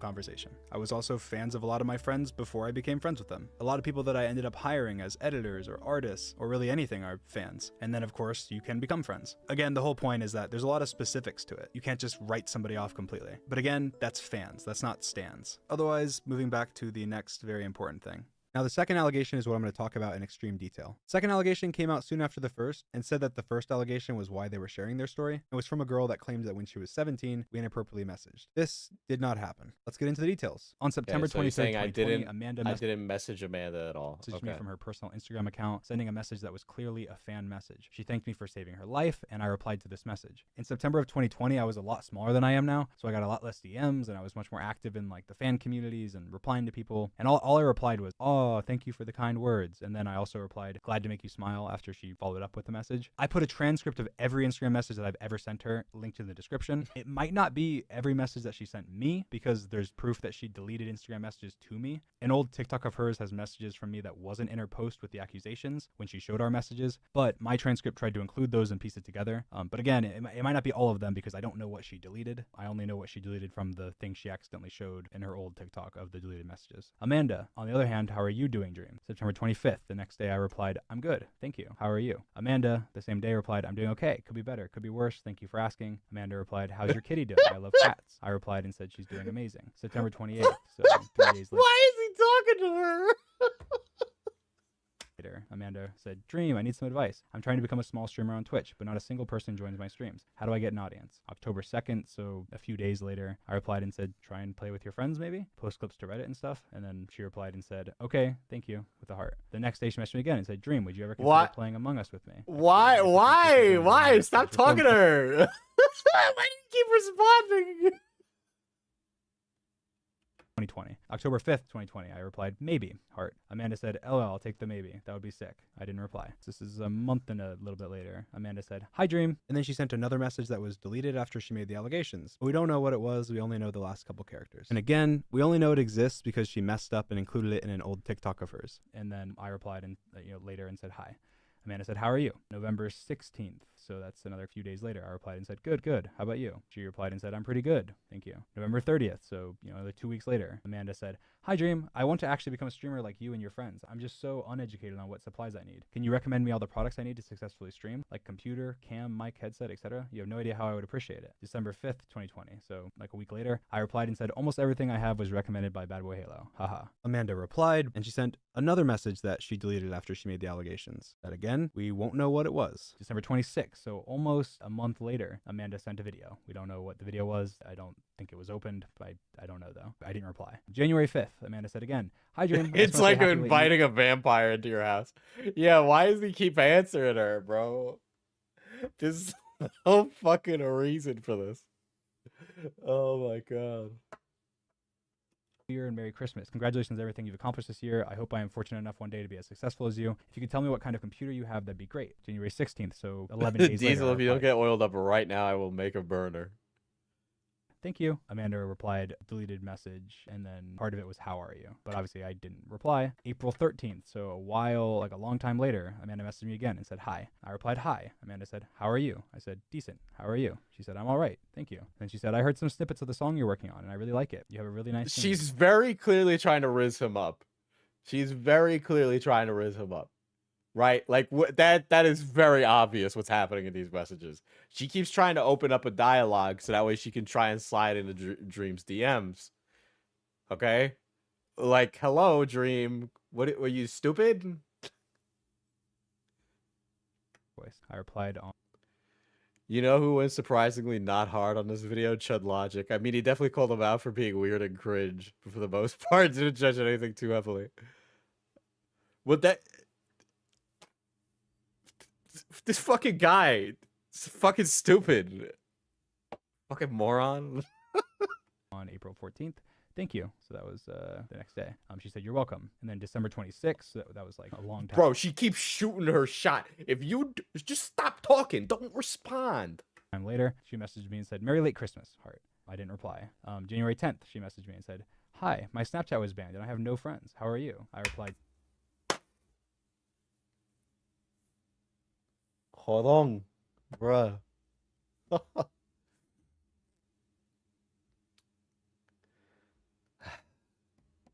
I've never seen anybody lack social cues this much. I've never seen anybody not able to take a hint. Holy shit. 2 days later and said, how TF does a Snapchat get banned? Amanda replied and said, I'm pretty sure it's because I posted videos of me smoking, but all my memories from 2014 are gone. So sad. I replied the next day and said, damn. And then she replied that same day and said, yeah, it sucks. Oh my god, bro. Bro, giving the one-word answers. This girl can't take a hint either. Let's be real. Crazy, I was crazy once. They locked me in a room, a rubber room with rats, and the rats made me crazy. Crazy, I was crazy once. They locked me. They locked me in a room. Thank you, Kat. Your holidays. I replied the next day and said, good, good. How about you? And then Amanda replied that same day and said, pretty good. You may be wondering at this point, Why are you replying to her? You seem clearly disinterested. You're taking days or weeks to reply, and then when you do reply, it's very dry. Well, Instagram has a really stupid feature that makes it so that once you've replied to someone's DMs once, you can't remove their ability to personally message you unless you block them. You cannot be following them. You can delete them from your inbox. They can still message you and pop up in your notifications. Just ignore I'm showing them. an example on screen of my DM continuing to pop up on my alt account just to show how it works. Obviously, given I replied to Amanda back in 2020 when I had a much smaller community, she was stuck in my inbox for the rest of time. You can temporarily delete someone from your inbox, and it deletes all of your message history to them for you, but they can still message you with now a blank DM history. CID. Dream, stop inviting the vampires and your options. Block. 2, tell her to stop. 3, report harassment if she persists. 4, ignore. Crazy.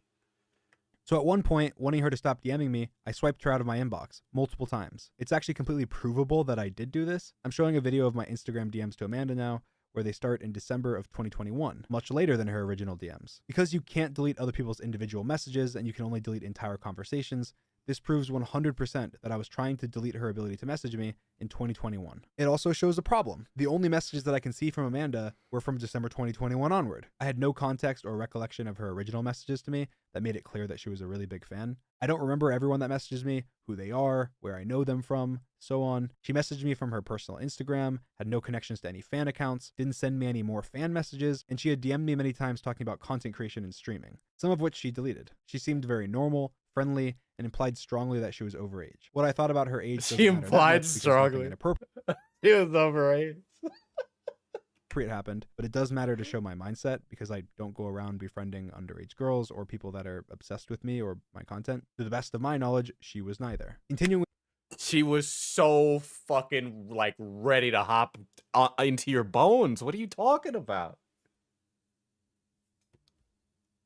With the transcript, now we get to the very end, which was our first real conversation. This one was about music, which makes sense. It's something I'm really passionate about. At the time, I was working on a song called Trust Issues and some other random music projects. And in the middle of us talking about music, I gave her my Snapchat. I said, add me on Snapchat. And she said, sure thing, just added you. I was sharing music snippets with a bunch of people at the time. And as we were talking about music, I wanted to share them with her. And I'm obviously not going to send snippets of a new song over Instagram. Now, I've pretty much always used Snapchat as one of my main forms of communication. It was actually the first social media I ever got because a friend of mine wanted to start a streak with me. And it's something I started using a lot more when I became faceless on YouTube. Because yeah, stuff is deleted. You don't have to stress over people analyzing or leaking everything you say. And for me, even for something as simple as a picture of my cat, people used to zoom into my cat's eyes to look at the reflection to try and dox me. This was not uncommon at all. So of course I felt much more comfortable using Snapchat during this period, especially with people that I wasn't great friends with, but even with my best friends. Now let's go over her actual claims in detail. Amanda claims that after I added her on Snapchat on January... He's a moron. He's a moron. He's actually a fucking idiot.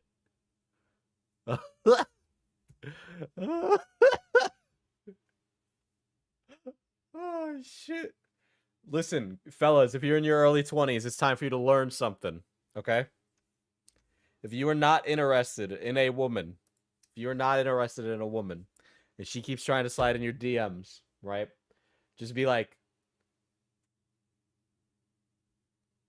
I'm not interested. Shocker. You know what's going to happen when you do that, though? She's going to be like, I was never interested in you like that. Let it be. Probably don't want that person in your life if they're just trying to hop in your bones and you don't want that. Don't do this to yourself. Be upfront about what you want and your expectations. Ladies, be upfront about what you want and your expectations. The older you get, the less you want to play the game. There's no reason to do that. All right? Don't be stupid. All right? Fuck, just get right to it. All right? Because no fucking point. Jesus. 17th, 2022, that we started sexting. She showed that her birthday, when she would turn 18, is on February 17th, exactly a month later. She claims that we sexted from around the 17th of January, the day I added her on Snapchat, to the 10th of February, and then that it stopped. She said that while she was still underage, we exchanged nudes. Her evidence of this was 2 photos of, supposedly me, from after she was 18, complimenting her. Her final important claim was that she traveled to Orlando in August and that we planned to meet up and have sex. And I just want to make sure that I blatantly deny this before continuing. None of this is true. And now I'm going into more detail. Now, unfortunately, because she didn't provide any proof of these things, it's difficult to be specific about some of the things she claimed. It's much easier to completely make up that something happened than it is to prove that it never did. Like if I said right now, prove to me 100% that you never sexted a specific person that you've had on Snapchat at any point, it would be impossible to do. But what I can do is lay out all the inconsistencies, talk about the proven lies, the specifics, point out questions that were never asked, and provide all of the evidence that I have. And I believe that luckily... So did you? Just saying, dude. What? I've been up front this entire time, Diesel. Get oiled up for the he-himbos and the she-they bisexuals. I will. It's way more than enough. So first, I want to talk about the timeline. Every contact we've ever had with each other before January 17th is the Instagram DMs, which I just read to you, which are now all public in their entirety in the description of this video, other than the messages that she deleted. She claims that sexting started around January 17th and that sexting stopped February 10th. So from the 17th to like you wouldn't risk it all for some pussy. maybe February 10th is the time frame where we were sexting. So even if we say that it started a couple weeks before it stopped, you'd have to believe that every message you've just seen, we went from that to sexting days later in 2022 before my face reveal. Even if you want to give her the maximum benefit. Dream, you're telling me you never got horny and just did something like that? I don't believe you, dude. Come on. Of doubt and say that she confused the timeline. She turned 18 on the 17th, 1 week after she claimed the sexting stopped, so there's not much leeway. Secondly, we can talk about her Twitter. She tweeted out defending me from hate on my face reveal 10 days before the allegations, and was liking my tweets, including a subscriber milestone. No, dude, she got curved, bro. What the fuck did you expect? Maybe they did sext, and she got upset when he didn't want to commit. Tweet 2 days. Yeah, this is like silly young people bullshit. I'm struggling to keep up. I agree. Before she tweeted her allegations. With the timing of the face reveal and her allegation, my belief is that there was a lot of hate and that it's easy to get spiteful and join in on a hate train. I had ignored multiple of her Instagram DMs and Snapchat messages in recent months, and I had also made a new Snapchat that I didn't add her on. I still used my old Snapchat occasionally, but I just rarely responded. That's my only real explanation for why she flipped so quickly from being publicly positive to me to lying about me, but I guess I'll never really know. Thirdly, the only photos she showed as proof that I groomed her were both pictures from basically... Dream leads her on for a year, and then he curves her. No wonder she made a burner. Yeah, hell hath no fury as a scorned woman. On her own evidence after she was 18, meaning even if we give her the benefit of doubt and assume everything she's provided is real and truthful, she was 18 when these messages would have been sent, and I had no context to the fact that she was more than a small streamer. But on top of that... So, like, we're really beating around the bush here. Did you sext her or not?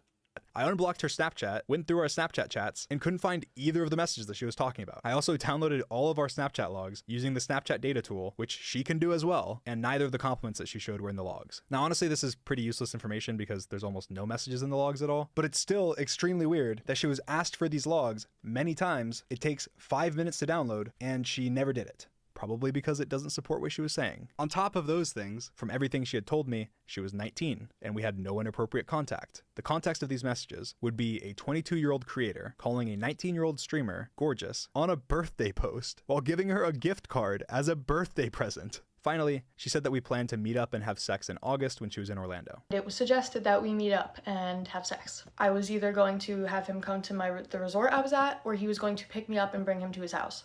First of all, this was before my face reveal. I did not leave my house. I was massively paranoid. I was not meeting up with a random person I had just met 2 months before. Bro, he was that paranoid, dude. Either he had like the auto blower sucky sucky 5000 or come on, dude. I don't believe it. I don't believe that. As like a young guy, right? Like, okay, maybe you tried to hook up with a chick, dude, right? And then it didn't pan out. Like, just for my face reveal, let alone at a resort, which is what her claim was. I'm gonna go ahead and the fuck implies horniness, let's be real. Yeah. A phone call with my mom, just to give you some perspective from before my face reveal. How many times do you think that I left the house between... Are you fucking kidding me? In 2021 and my face reveal. Wow, I don't know, 3? This is sympathy point. This response sucks. I can't fucking believe this. I can't believe everybody's been jerking. This sucks. Guys, what the fuck is happening? Am I the only person that sees this? Like, I'm not trying to be like some contrarian, like, commentary guy, Like, this is shit. Maybe 4. What did I leave the house for whenever I left the house? Well, I know you went to the dentist 3 times, and then I think one other time was when you had the kidney stones. So oh yeah, you you're the hospital. I think those were the only times you left. Kristen Ark thinks it's a good response. Kristen, listen, I like Chris. Chris is a fucking idiot. I'd say that to his face. The house, and we were worried because we didn't want you to call 911 because we didn't even know if they would come because of all the fake swattings and everything. So I had to come get you and take you to the hospital. So it was probably 5 times that you left. Okay, what was the process when we did leave the house? What was the process? He was like? so hyped at the thought of getting some. Why is he lying? Shut the garage door. You would get in the back. I know, it would be better if he just said I was horny and then I changed my mind because it freaked me out. Back seat, way back of the van, with a blanket over yourself, and you wouldn't come out from under the blanket. This isn't the worst response to anything by any stretch, but he's so cringe. Yes, Chris taking drive-bys out here. I talked about Chris really hard today. I gotta stop. Until we were on the highway. I was a little paranoid. A little bit. What was the inside of the house like? What precautions did we take? Oh my gosh, it was like a cave. Every window was covered, even the high windows that were arches. We had to like tape curtains over them so that even a drone wouldn't be able to see in. Everything was covered. Yeah, so we had the banker come to the house because you wouldn't go out of the house, but we needed to set up bank accounts. Whatever it was that needed to happen, we were the ones. I feel like we didn't even address all of the Amanda stuff, and we're just talking about all this crap. No, I'm watching the whole thing. To go out. Okay, thank you, Mom. You're welcome. I love you. Love you too. Bye. Again, as you can probably tell, what she claims definitely didn't happen. Either she's telling the truth and her story makes sense, or she's not, and it doesn't. Now, some other stuff to note. After her allegations, she deleted a lot of evidence. She unliked a lot of tweets she had liked. She deleted replies of hers on Twitter and TikTok that hurt her credibility or contradicted what she was saying. She deleted Instagram DMs to me and only got caught because she The accidentally only reason showed I them can and- think anyone believes that this is a good response because no one actually believes the allegations. They're just ignoring how cringe it actually is. Like this is a insane response. Okay. An old TikTok of hers, and that's all completely factual and documented. Later, she was bragging on TikTok, calling people doubting her jealous, saying, "I'm gorgeous and my favorite YouTuber thought so too. It's giving jealous." Not treating the serious situation that she claimed happened seriously at all. People also found old tweets of hers where she was replying very inappropriately to other streamer friends of mine. She was even banned in one of my friend's chats for saying she wanted to sit on his face. These accounts weren't linked to her Instagram, so I would have had no idea about them. She also replied to fans of mine questioning her with slurs. She also said that Oh, she said retard, guys. Yeah, she's lying. Okay. Everybody knows that. But that's a character assassination. That's she was gonna lie and tell me that she was 18, but that she changed her mind, I guess. So I was going to lie and tell him I was 18. She said she would provide proof of the fact that she told me she was 17 and that I still sexted her tomorrow. But I didn't, and that proof will come out tomorrow. And guess what? It She never never did. posted proof Yep. because this never happened. She tweeted out thanking people for all the support and claimed at the end that I deleted our DMs, right as she did. she used the wrong your. Did this and specifically said my end too, which means her DMs too. Well, I just want to point out that this is impossible. There's not a single mainstream social media platform that lets you delete both people's messages. And we only had each other on Instagram and Snapchat, where you can't do that on either. She claimed that she was laughing and was going to prove people wrong with pictures of my penis, to which, again, never happened. Lastly, she tweeted saying that she's getting the law involved. I wish we got the dream cock reveal. You know. Maybe everybody is missing out on the fucking 12-inch diamond sword, you know? And going to the police. Said she's going to put me in jail unless I confess. She said she would provide more evidence. She didn't. She said she would upload her Snapchat logs. She didn't. She said she would sue me. She didn't. And now I'm making this video. She provided... Again, nobody seriously thinks that he's a pedophile, but when you're listening to this without caring about the allegations, the other shit he says is wild. absolutely no proof for any of her claims and said that she didn't have any because she wanted her favorite YouTuber to trust her, which could be a completely valid argument, except the pictures that she posted were from a second phone, meaning there was no risk of me knowing. She was taking pictures of compliments from a second phone, but has no evidence of anything sexual, has no evidence of us planning to meet up and have sex, apparently from after these pictures were secretly taken, has no evidence of a singular inappropriate So you message guys from never planned to have sex. Okay, thank you. me Jesus. or her, or even anything at all that isn't a story reply from Snapchat's story page of all your friends. What's more likely?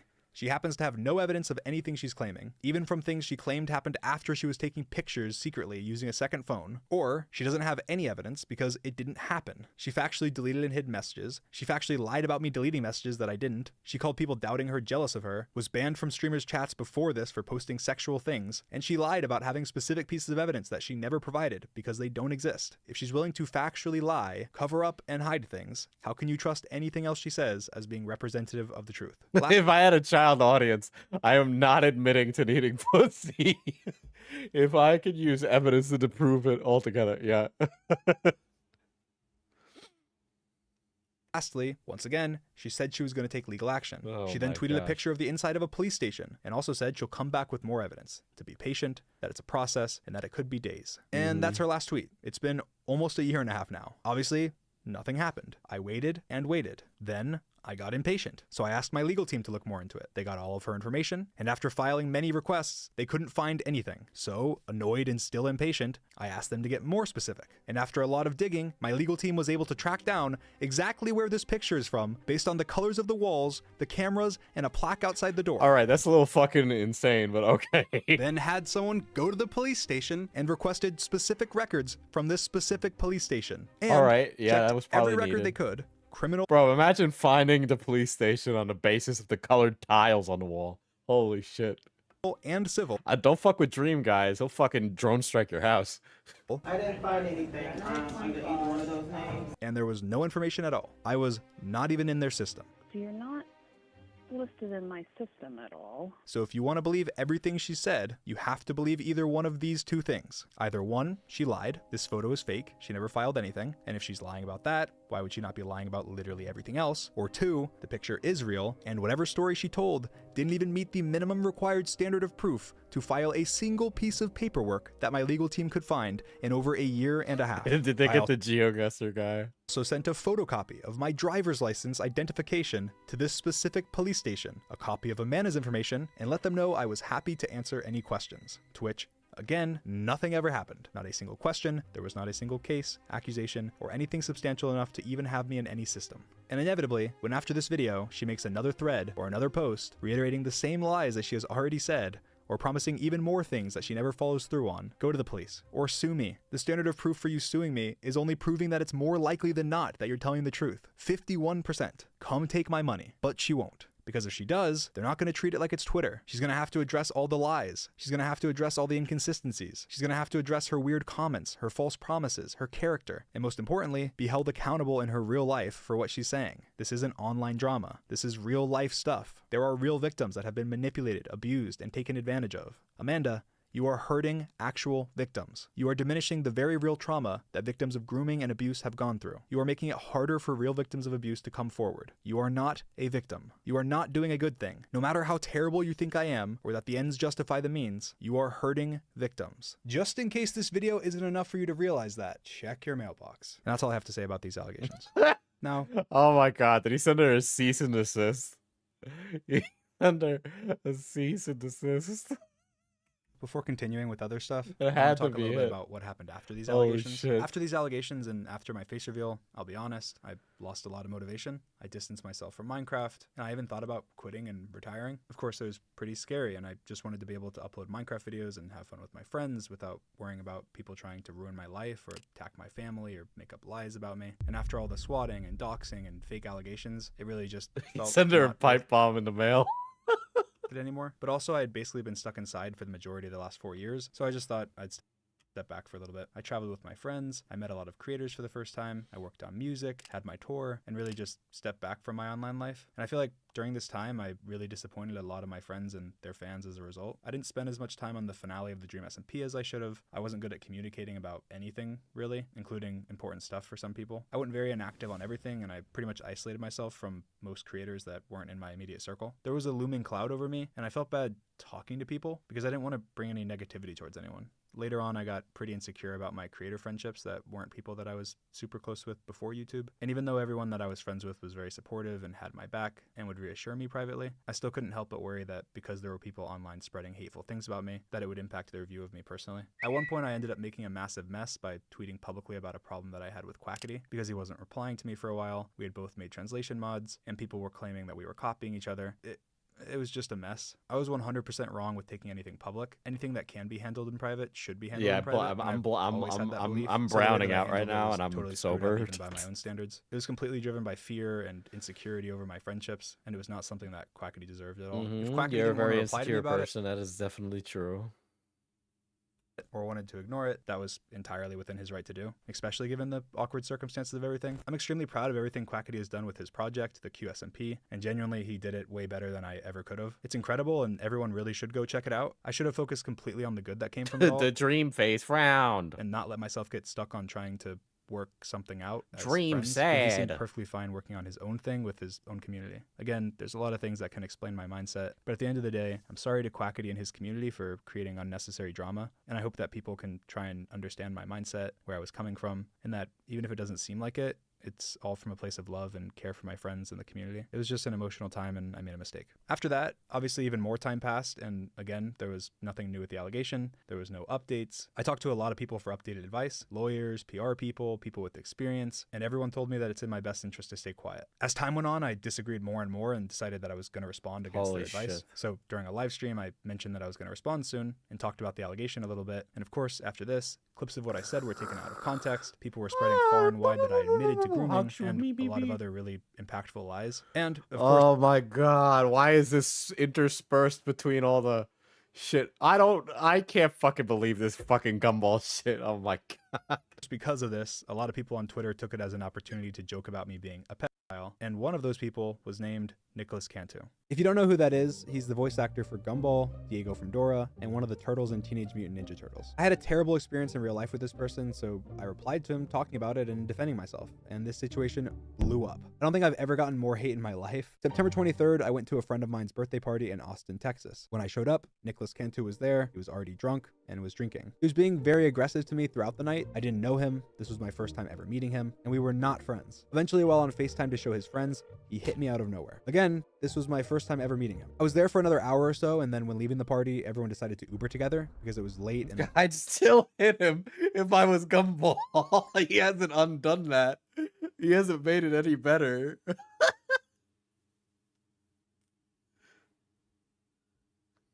there wasn't many of us there. Nicholas ended up in the front seat of the Uber that I was in, despite my apprehension. I thought, what's the worst that could happen? It's an Uber ride, and there's other people there, so I wasn't worried. Little did I know, he ended up dropping his phone out of the Uber window in the middle of the highway, and after he got out to look for it, the police showed up and stopped him from looking because it was dangerous and dark. Eventually, the Uber driver convinced Nicholas to leave. Well, I want to promise you that I'm sober, so if you guys want to conduct a sobriety test. Hey, look, hey, we're about to head out. And after we left, the Uber driver was trying to give advice to Nicholas on the police, telling him that he could have been arrested, and Nicholas did not like what he had to say. Okay, so he was an underage drunk guy, and he punched Dream. You're retarded, you're Down syndrome, I don't give a how far did you go in your education? Who cares? Of course, I started... Yeah, exactly, Dream. You're a fucking perpetually stuck in high school fucking asshole idiot loser. to get involved and argue with Nick, defending the Uber driver, and Nick did not like that at all. Either you're gonna be paralyzed or you're gonna be dead. Like, I'm serious. Okay, man. And he was saying this, of course, after he had already assaulted me. While this was all happening, one of the other two people in the car with me that I also just met that night was recording him. He was aware of this, and he was actually the one that asked to be recorded. Thanks for recording, by the way. How long is this? But yeah, this YouTube video is gonna be nuts. Subscribe to the Cantu Network. Tune your sets right there. Yeah, that's so based. What the fuck? The next day, Nicholas sent me a very nice DM saying that he was sorry for hitting me, that he was having Okay. a really rough night, and that he was Okay. high and drunk, and said that he was sorry for spreading false allegations that he knew nothing about, saying that he recognized it could ruin people's lives. Complimented me, called me humble, grounded, and a good human. I didn't accept this apology, but I moved on, and honestly, I felt kind of bad for him. I recognized that he was once a child actor, and I feel like there's a lot of bad stuff in that industry, so Are you fucking kidding me? This guy is such a disingenuous piece of shit. I swear. little bit of sympathy. I hoped he would just learn from the mistakes he made that night and move on. But then, of course, Nicholas started tweeting, spreading the same lies about me that he had already apologized for spreading and recognized could ruin people's lives. He was also wishing death upon me publicly in Twitter replies, and That's so fucking based.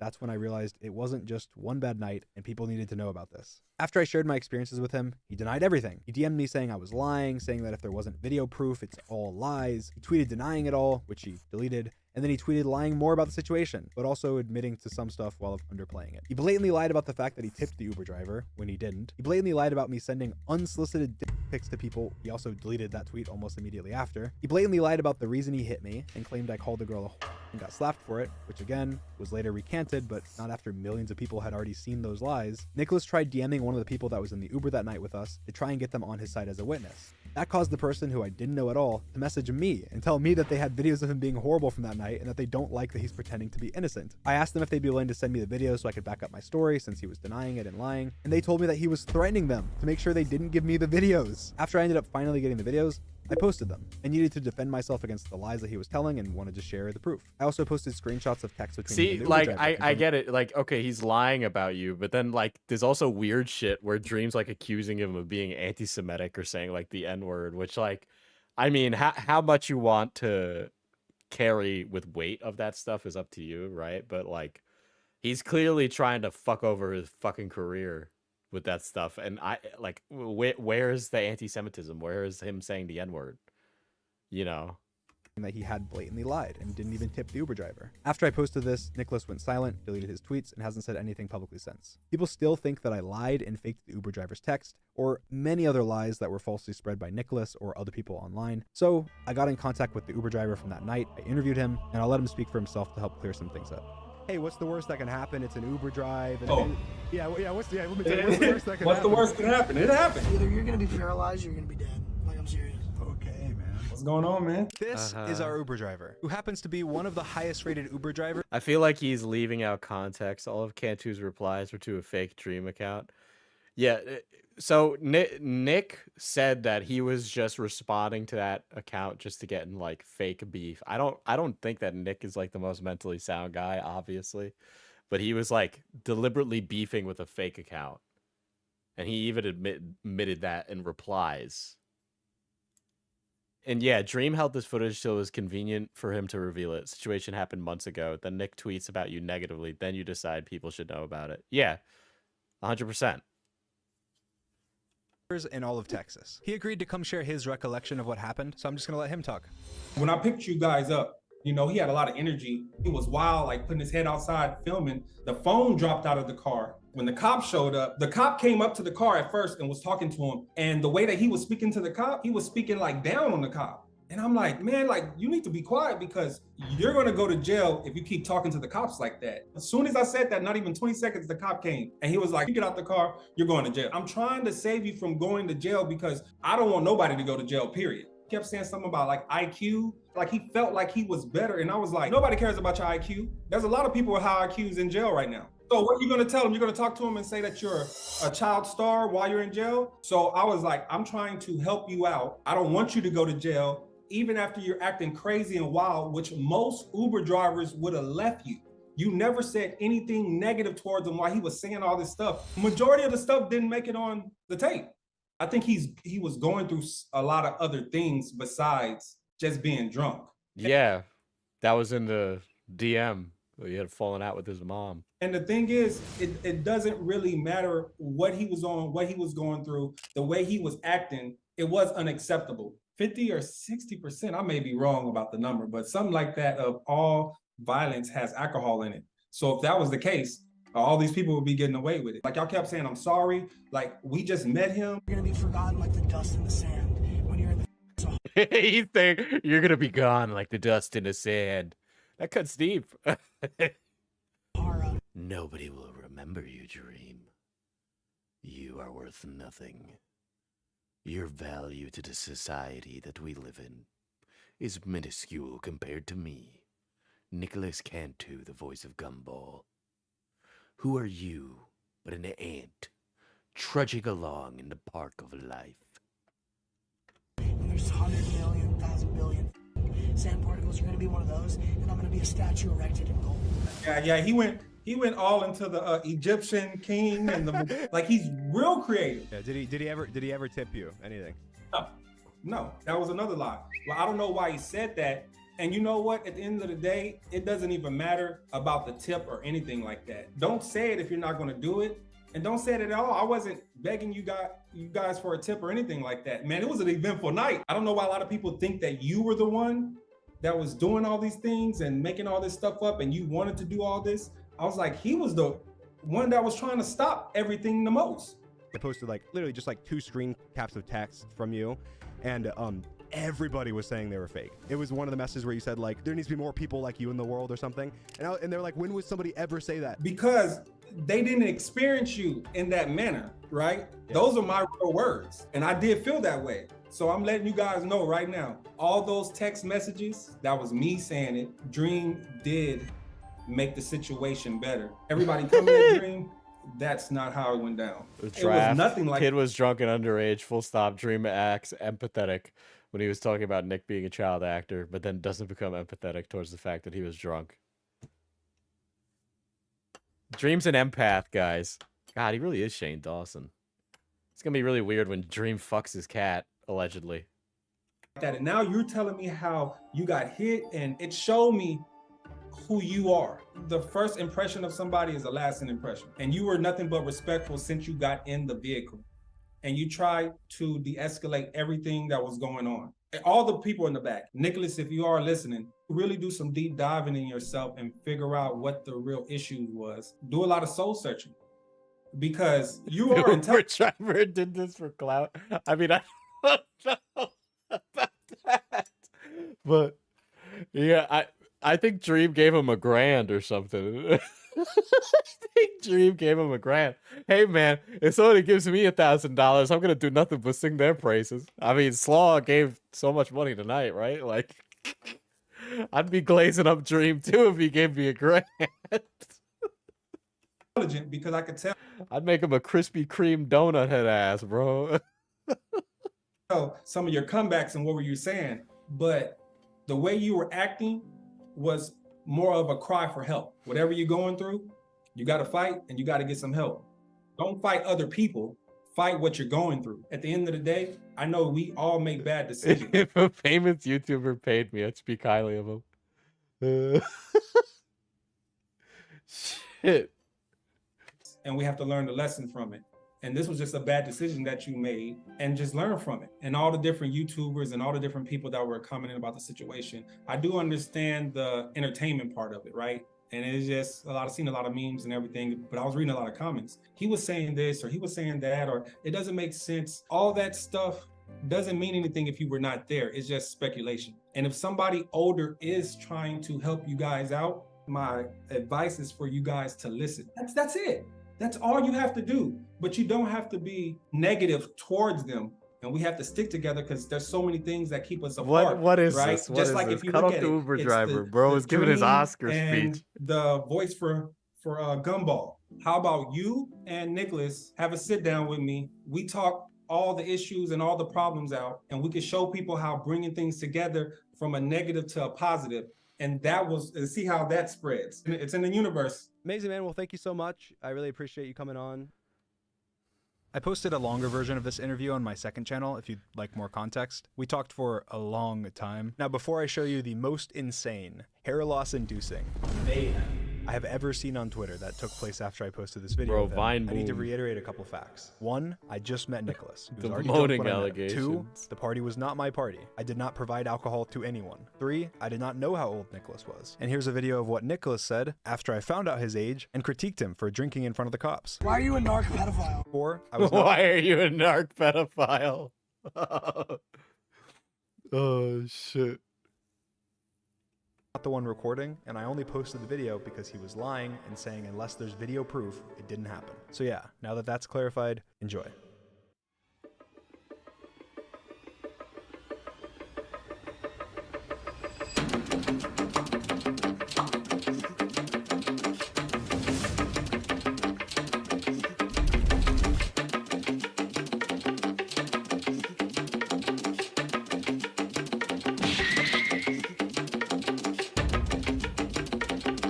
Dream should have been hit harder, bro. I can't like even like he's being a liar, but like Dream still needs to be hit because he just needs to. like sometimes people need to be hit in society, okay? Sometimes bad things need to happen to people. Yeah, Gumball is way too funny to lose this, I'm afraid. Yeah, I'm sorry. I don't care. I don't care. Fuck him. Is he in the wrong? Maybe, but I don't care. It's funny.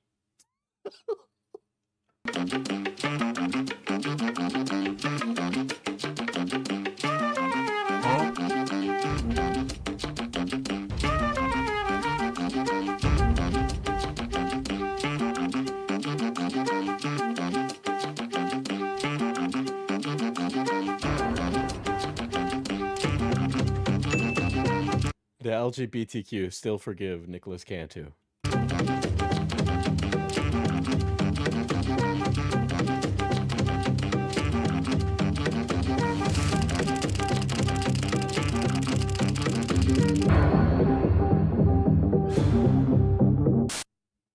As you can see, it got insane. Tweets doxing me and my friends and family got tens of thousands of likes. I have Yeah. never seen that in my life. So I just want to talk very briefly about how serious doxing and swatting can be. Yeah, It's a that's common thing for people to say that I dangerous. don't think doxing is serious. In a clip that got a lot of attention from a stream of mine a while ago, I said that if you have 7 followers on Twitter, you shouldn't stress over being doxed. I don't stand by that, and I didn't mean to minimize doxing at all. I had just said before that if you dox people, you are not a part of my community, that I don't support you, and that it's disgusting. It can happen to anyone, and it can be serious to anyone. I was just trying to make the point that it's less likely to happen to somebody that's smaller because people have less reasons to Dream target has them, this and like that if they were perpetual targeted, foot they had and less reason mouth to actually like syndrome, bro. follow through on anything, but it's just not something that I should have said or something I should have explained, as it made it seem like I was supporting doxing when I just wasn't. More unblurred Twitter handles for the stands to harass. Well, here's the thing. I could just search up the words in the tweet and find a Twitter, right? So, you know, it's not really hiding them either way. It takes like no effort to find people when they make tweets. So blurring it is very, like, you say it publicly. You know, what are you gonna expect to happen? At all. I have always said that doxing is extremely serious, swatting is extremely serious, and I don't think people even realize how serious. It's not just haha funny, send a pizza to someone's house. It's attempted identity theft for my family members and friends, credit cards being signed up for in people's names, fans or people who dislike you showing up at your house or your family's house to try and break in, trackers being put on your family members' cars, people showing up at your little sister's job, SWAT teams being called to you in your family members' houses, bomb threats and the FBI having to make sure you're okay, people calling your 80-year-old grandma pretending to be you and terrorizing her. That's all stuff that has happened to me, my family, and my friends. They're not hypotheticals. This isn't just that you don't like Dream. It's not just me whose life you're putting at risk and who you're harassing. You're going after an 80-year-old woman who has done nothing to you. It's not just me you're hurting when you make up lies or spread horrible things. It's the 50 employees I have who also have families and lives. It's all of my friends and anyone that's ever been associated with me. It's my family, my grandparents, and most importantly, actual victims who have gone through traumatic things. And that's not even talking about the stuff that hasn't happened to me, but has happened to other people. Pets and people being shot by police officers during swattings. People breaking in with a gun to kill a YouTuber they don't like. It's incredibly serious, and it's Wait a not second. okay. Oh, That well, wasn't I even was the gonna be end. like, that wasn't a swatting. That was like a person breaking and entering. But yeah, yeah, none of what happened to his family is okay. Yeah, 100%. You shouldn't be fucking doxing people. That's just bad. End of the craziness though. That was the beginning, because then, during the midst of all the Nicholas drama, someone tweeted out this, accusing me of sexting a 16/17-year-old girl named Jamie. See, there shouldn't have been a big gap in between the first allegation and the second one. Because I was currently the internet punching bag, and it was proof that the punching was justifiable, it was spread very quickly, without a lot of questions being asked. Before I break it down, I want to immediately say that this is not true. I did not groom anyone, I did not groom Jamie, and I would never be inappropriate with someone underage. When they posted this allegation, attached was a video. That, of course, went viral. It was a video from another phone of a Snapchat being opened, supposedly from Dream, that had moaning in the background and a very sexual caption. This is the clip in its entirety without audio. The audio is unidentifiable moaning. We've listened to the moaning on a previous stream. That moaning sounds like Dream moaning. Just saying.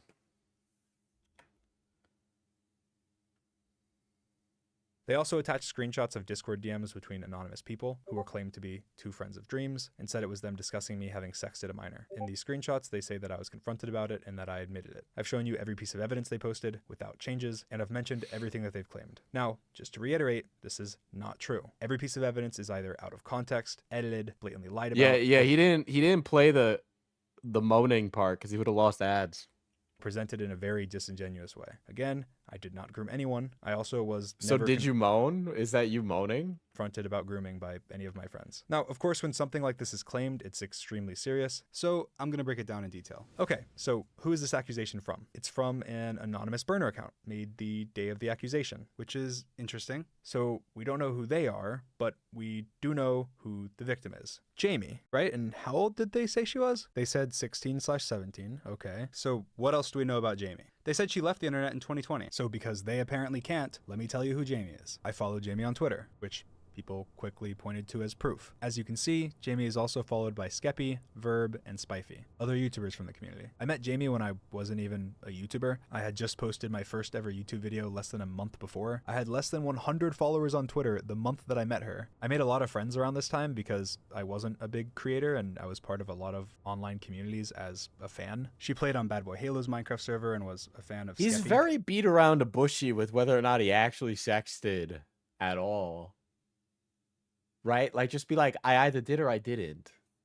Why is it so verbose? I was trying to grow and make connections. Yeah, he I did call the moaning revenge porn, from what I do remember. pretty much just made my Twitter account, so I made a lot of friends. Many people from this time I'm still friends with to this day. People claiming that me following her is proof that I sexed underage fans or groomed her at all is ridiculous. These claims are completely false. They were right about her age. She's 21 now, so she would have been around 17 4 years ago. That's about the only correct thing they said this entire time. Like, remember they said she quit the internet in 2020 as a convenient way to excuse any questions about her? Well, she didn't. She liked a tweet from last month, actively tweeted all of 2022, and she changed her bio and Twitter account name when this happened, just wanting to be left alone? That's interesting. And she actually tweeted saying she only privated her account because some of her IRL friends were finding it and she didn't want them to. I wonder why they lied about that. Maybe because the person who's claiming this doesn't know Jamie, doesn't know anything about Jamie, doesn't know me, doesn't know anything about me, and is being malicious and making up whatever they Yeah, can. I definitely think he did it because he's not giving a straight answer. Yeah.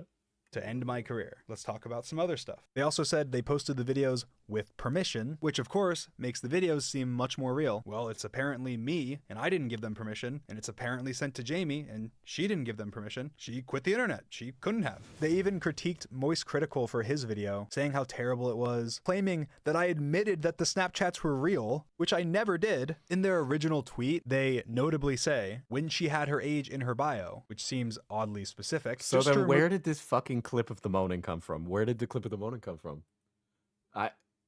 The few people that would say, well, what if he didn't know her age? When even in their own proof, which is random Discord messages with no context or who the messages even are, in another part of their screenshot, anonymous person number 2 says this, but for some reason, that's cropped out of their tweets because they don't even know what the screenshots they're using as Oh evidence my say. God. They don't care about the truth. They're just making things up as they go. You should And make the Dream moan a donation sound. If he claims it's revenge porn, then you'll know it's him. I'll never get ads on a single VOD ever again.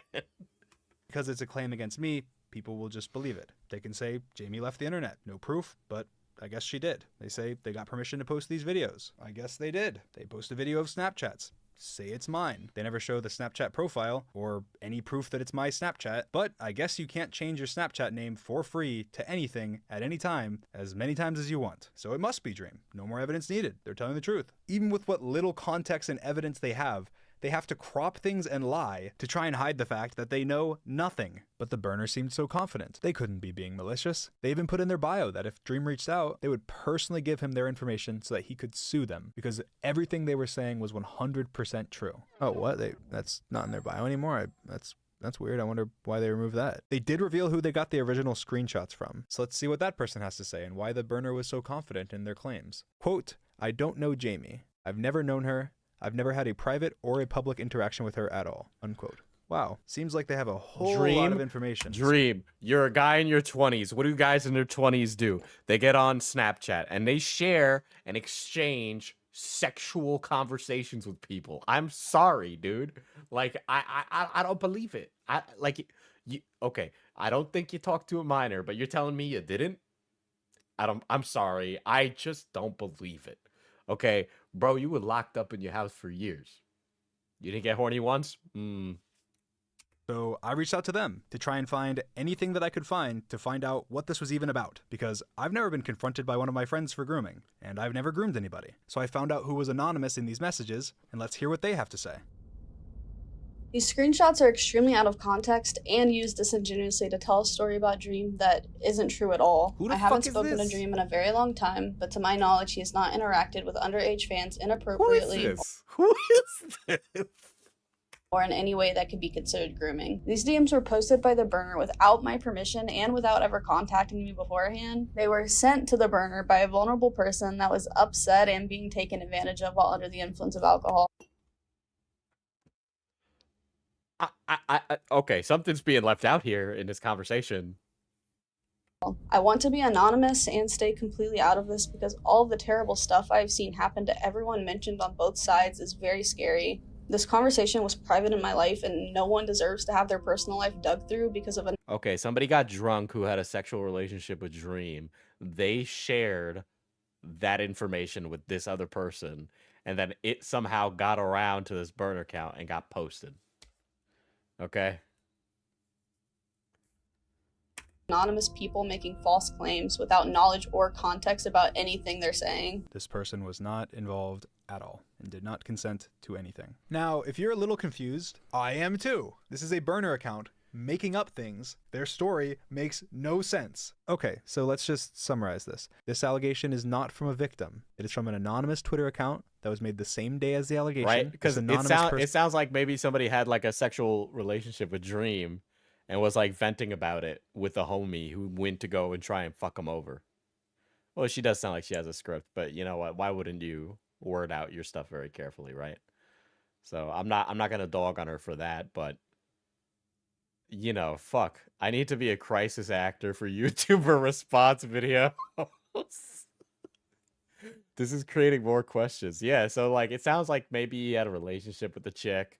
They were sharing like shit on Snap and she was trying to save some of it.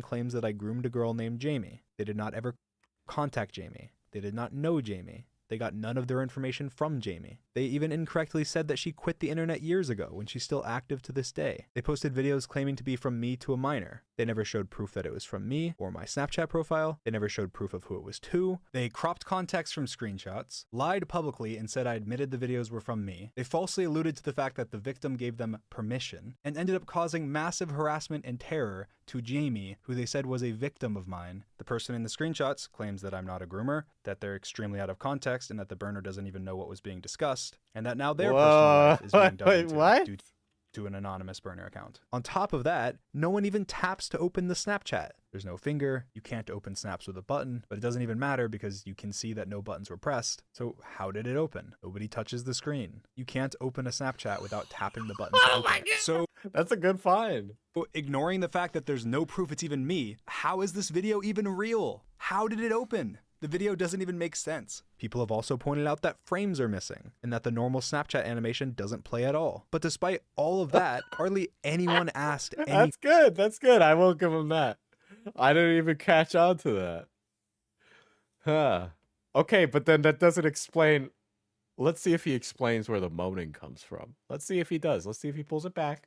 Questions. If you replied asking any questions, you got called a groomer supporter. Despite the fact that the proof was a video of a video of a video from screenshots of DMs of screenshots of DMs. You have to go 4 people deep to find anyone that has ever talked to Jamie. I'm not even in any of these screenshots. And the video of the video of the video has like 10 frames where you see the name Dream. Most people spreading this did 0 research. But wait, they reported me. They even reached out to the Orange County Police, my local police, to put it in writing, put their name on it, and solidify that their claims are correct.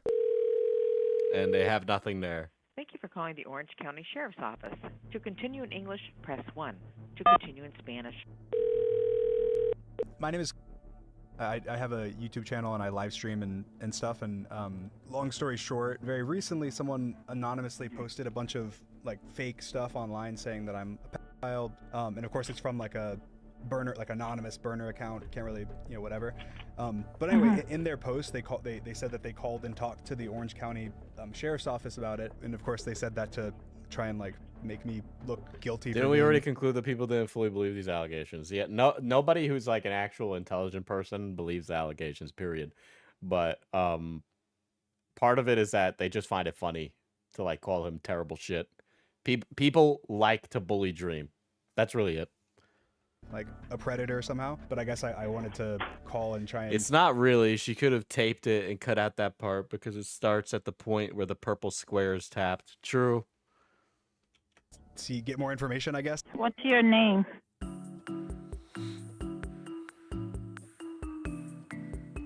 People are there, they're slandering you. There's nothing, and this is we have a very broad database.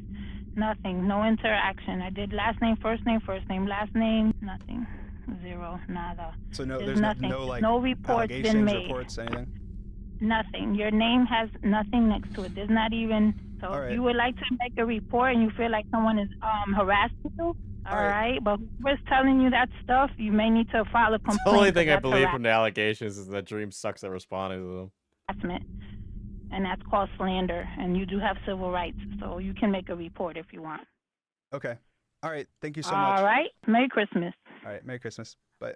And not that taking legal action as an anonymous source would prove anything, but just to be clear, I have searched far and wide, sent open access requests to police departments. So you're not listed in my system at all. And all police records are public in Florida, where I live. Not a single person has filed anything against me. Anything. Even though every claimant has claimed that they have. Again, not that it would prove anything if they did. It would be disproved in court, but not a single person did. I also don't have any civil cases brought against me, meaning no one has officially accused me of anything from anywhere, despite, again, every single person claiming they have. This is public record. But despite everything you've just heard before this in this video, when this tweet dropped, people were celebrating in the replies. Celebrating in the replies of a tweet that's supposed to be about a child being sexually abused. That is not okay. And just No. They're celebrating you falling apart. That's what they're celebrating. They're not celebrating the abuse of children.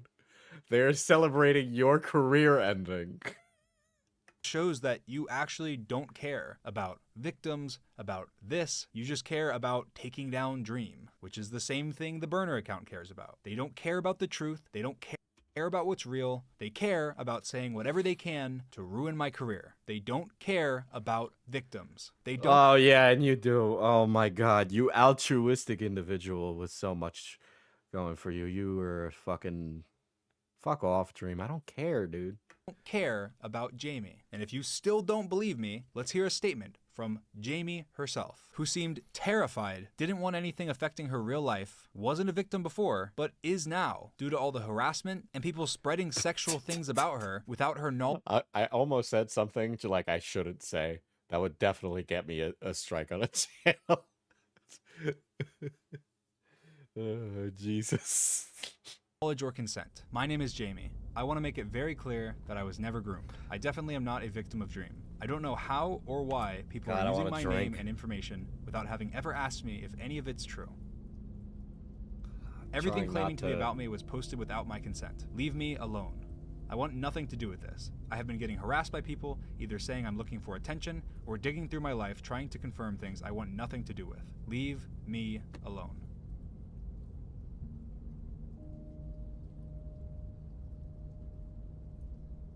Jamie's Twitter account got locked for suspicious activity after she was blocking all of her friends, so none of them would see the things being said online about her. She didn't quit the internet in 2020 like the burner claimed, but she probably will now. She had to change all of her social media. I was gonna have a low tier god moment.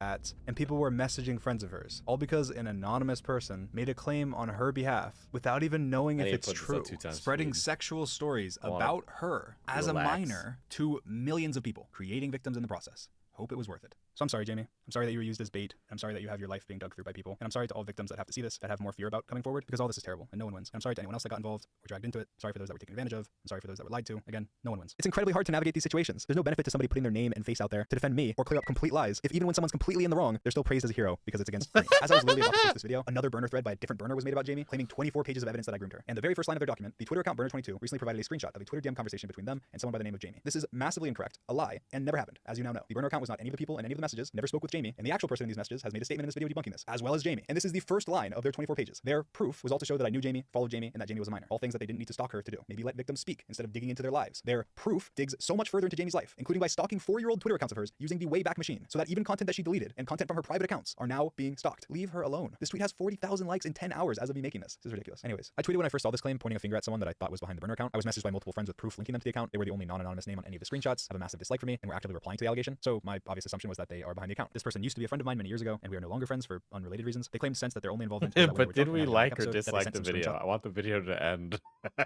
Some stuff into a group chat with people that were asking them questions. They claimed that they have no other involvement. They said they don't know where the videos are from. The videos were never sent to her, and that the screenshots in her DMs were pictures. I don't understand how has everybody been like, this is a great response stream. How has everybody else in my sector of YouTube been saying that? I really do is something wrong with me? Actually videos. She claims that she did not send the screenshots claiming that I groomed anybody, and that she had nothing to do with them being posted by the anonymous burner account. Now, if this is true, which I can assume it is, it's just another horrible thing the burner account did. Taking advantage of a drunk person who was not having a good time and using their past with me to try and get dirt on me is just ridiculous. Now, I don't know who's behind the burner account because it's an anonymous account. And unfortunately, they removed the thing from their bio that said they tell me who they are, so I could sue them. Apparently, this is incorrect according to Dream. But I don't know. But regardless, my original tweets were worded poorly and people read into them, including her, and thought that I was claiming that the videos were real, but that I sent them to her. The screen recordings in my screenshot were from after the allegations were made, but I don't know how I would mean that. I only posted screenshots of her screen recording my chats to show that she was actively collecting information, but I see how if you don't know the dates or really anything, then you could think that. In my tweet saying I was making a video about this, I called the audio essentially unsubstantiated revenge porn, with revenge porn in quotation marks, while of course denying that I groomed anyone. People again took that as me admitting that the audio was real, even though I literally said... Okay, so he's basically saying it's not me, but if it was me, it'd be revenge porn. Essentially unsubstantiated and put revenge porn in quotation marks. It is incredibly violating to have audio spread to the masses saying that it's you moaning, that people think is you moaning. Whether it is you moaning or not, it could be anyone moaning. It does not matter. It's still violating. This is sent to your little sister saying it's you moaning. It doesn't matter that it's not you moaning. It's being said seriously that it is. This is, in essence, revenge porn. This isn't even the only time I've had claimed sexual stuff spread about me. Once, people spread a video that was like deepfaked or something of me sucking my own dick. It obviously wasn't me, but so many people thought it was. No. That wasn't deepfaked. It was just a twink who looked like you. But yeah, it was like a guy sucking his own cock. Yeah, I've seen that clip. Can cause some YouTubers to make videos like this. You guys know I've never been the biggest fan of the YouTuber Dream, but I have this is clearly taking the piss. Had respect for him as a person. That ends today. Dream based. Sucked his own dick. You know, I thought this was some sort of joke. It was. Why is this in here? And then I saw the reply. Was a video of Dream sucking his erect penis. I will say the penis is huge in that video as well. But of course, while this was all going on Twitter, it just was okay to lie about me. And all the people posting fake screenshots and memes and taking things seriously from parody accounts just proves how easy it is to fake this stuff. So let's talk about fake allegations and how horrible they are. It's become a bit of a trend in the online space, or at least the gaming space, to fake grooming allegations. Of course you've seen it. I love how much research you do for topics. There have been fake allegations against Bad Boy Halo, which the person ended up tweeting and admitting they were fake and saying that they're just kids that made a mistake after he legally threatened them. There have been fake allegations made against Sapnap that, again, they admitted were fake. After I replied this time and called out something that was wrong with their story, they continued to lie and try and convince me, though. There have been false allegations against Carl, Rambu, Wilbur, probably every Minecraft gaming creator you know, me saying any name. It's almost like there's this weird trend of Minecraft creators being actual pedophiles. It's almost like they have a large child audience. doesn't even matter. Not everyone gets traction, and not everyone has as much effort put into it, but there have been hundreds. There were a few notable ones against me during the last month. One was disproved because it was proved that the video was edited based on a frame hop. Another was disproved because of a photo in the background was from Tumblr. But there was one thing similar between all of them. They all showed fake evidence. They all showed fake edited Snapchats. They all showed fake edited pictures or videos. And that is scary. But sometimes they didn't even need evidence. Someone tweeted out that I wasn't working on my video, that I was actually out meeting a fan I met when they were 16 at a bar, and that I got stood up and laughed at by Yeah, all he needed to do was prove the allegations were fake, but instead he's like jerking himself off the whole way. Almost like that guy who was sucking his own dick in the video. And this just didn't even happen, but you don't even need any proof. It was Thanksgiving, and I was charging my car by my Yeah, he needs to grandparents' pick his house. battles. I went to a non-alcoholic allergies have bar been and acting played up, ping bro. pong and was never stood up by anybody. They can just make up whatever they want and rudely take secret pictures of me, and people will believe it. This is crazy stalker behavior. They even said that I was the most ass ping pong player in the place when I was undefeated. They even had to lie and slander my ping pong record. And then, of course, Gee, pick your battles.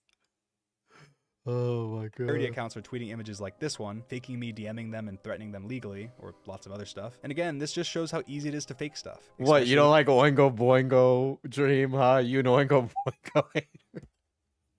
When you're a burner account that has no accountability. One of the people that made the fake allegations even tweeted that I can't sue them, that they're anonymous and on a VPN after they were caught. People will take a claim with almost no evidence and run with it and ruin people's lives, hundreds of jobs, families, not even just when it's me. It may only be a trend in the Minecraft space right now, but it won't be that way for long. Okay, XQC, I know you're probably watching this. I want you to address this. What do you have to say for yourself?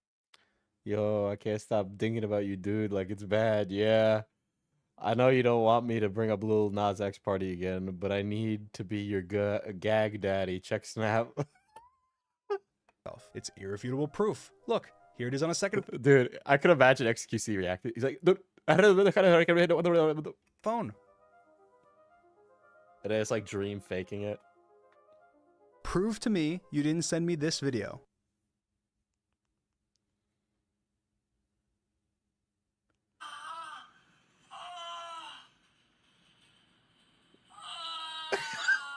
Or oh, wait. Why are we showing? Why did you play the moaning of XQC, but not of you? Not you? Why did you play that one? But why'd you play the XQC one? You're a pervert. Forever. And everyone watching this will now know it. Or Pokimane. You've been getting some hate for your cookie prices recently. And I don't mean to expose you, but you did say this to me. Like, why do you play that fake moaning? That might have been real, but why was that included? Like why not include That's both? disgusting. What do you have to say for yourself? What more proof do you need? I also have the cookies she sent me and a signed note from her. This is irrefutable evidence. You get the point. I made all of those pieces of evidence in 10 minutes with only free programs. What's stopping anyone from going and making a fresh account, faking evidence, and then accusing a person they hate of something vile? Be careful what you believe and ask questions. Believing real victims is important. But not I'm believing sorry, fake why did victims he play that? That's like sussy. is very important to real victims too. As for my conclusion on this video, I have a couple things to say. First of all, I just want to recognize that I'm probably in this position because of myself. The people that made these claims undoubtedly had unhealthy parasocial relationships with me, and that's why it's gotten to this point. I want to and will do anything I can to denounce this. My view on fans has shifted slowly over time, jumping massively when I face revealed and actually got to meet fans in person, which made things much more real and massively changed my perspective. I think it's incredibly unhealthy to be obsessive with someone, and I also think that it's clear to anyone that's stepping back and looking at the situations that people obsessively hate me and are making up lies about me, which is also because of parasocialness. Parasocial love turned to parasocial hate. And I have no doubt that the anonymous people making these fake allegations were once big fans of mine. I grew up being a massive fan of football, and I had jerseys of my favorite players and was very passionate, so I've always related to stands in that way, but my passion never turned to obsession, and I never truly realized how serious it can get, even sometimes when people were literally telling me. I think that part of why I'm in the position that I'm in right now is because Dream faking evidence was such an easy twist. Wait, is he saying he made that evidence of XQC moaning up? So that's him moaning? No, I don't know what that moaning is. It could be XQC reacting to something. I mean, it could be anything. I mean, Dream moaning could be anything in that video, but the thing is we don't know. Pulling away from my fans after my face reveal. Meeting fans in person made things much more real, and I wasn't so chronically online anymore because I actually had real life and things to do. I think that the fact that I'm a very One, I don't support any sexually explicit art of me or my friends. It never bothered me personally that much because I don't really care about anything, but it is just weird, especially if you're a minor and drawing anything like that. That's gross. I don't support anything inappropriate for minors at all. Art, TikToks, comments, anything. It's gross. Two, serious shipping is bad. I think that prying into people's private relationships, being deeply speculative or anything like that is terrible. I don't mind jokes. I don't mind doing it for fun, but anything serious really crosses the line. Again, I've always found it funny being shipped with George because we're not dating and we're friends. But if you genuinely think that we're dating and it's part of your personality or you obsess over it, you need to get off the internet. That is not healthy. I'm sure I'll make more clarifications in the future, but I just don't want anything weird. Don't obsess over me or my friends. I deleted a video called Stands on my second channel that I made a while ago that I don't necessarily view the same way now. That doesn't mean that I don't appreciate you as a fan, but again, just be normal. Be the passionate fan, not the stalker obsessive fan. I've already had people with access to all of my accounts for a long time, but I will be slightly changing how I use my accounts now. At the end of the day, I do just want to make Minecraft content and have fun with my friends. That's it. That's all. Because of that, I've been a bit of a detriment to myself by arguing on Twitter or getting into petty drama that I don't need to. So because of that, I'm just not going to be using Twitter anymore. I'm going to have someone run my Twitter and post tweets promoting my content. I'll still tweet non-promotional stuff, just with it being positive only and going through multiple people. And I don't want anyone that's a fan of mine to take anything super negative away from this video or think about things in a really sad way. I want to be positive, and that's one of my favorite things about having a community at all, spreading positivity and love. So try and be positive. Say something nice today. Do something nice today. I don't want to keep letting this cloud loom over my head though, so I'm just gonna move on. I don't plan on making any more statements, and I don't plan on talking about this anymore. This is it. I just want to focus on making the best content that I can. So that's what I'm gonna do. I have tons of Minecraft content that I've been working on, and I'm super excited to put it out there. Pretty crazy. And I've been working on some stuff for over a year now. I don't want to throw the excitement away. And again, this was by far the biggest reason for my inactivity. So Minecraft Dream will be coming back full force, stepping away from Twitter, and just focusing on putting out awesome Minecraft videos like I used to do. So yeah, I appreciate everyone that watched this video all the way through. I'm sure it was a roller coaster. There's tons of links and information as well in the description. I also Grab posted the multiple big videos on the second bottle. channel. See you guys. This is a leader, guys. This is a leader. Okay. We got through it together. So, here's to the next fake dream allegation.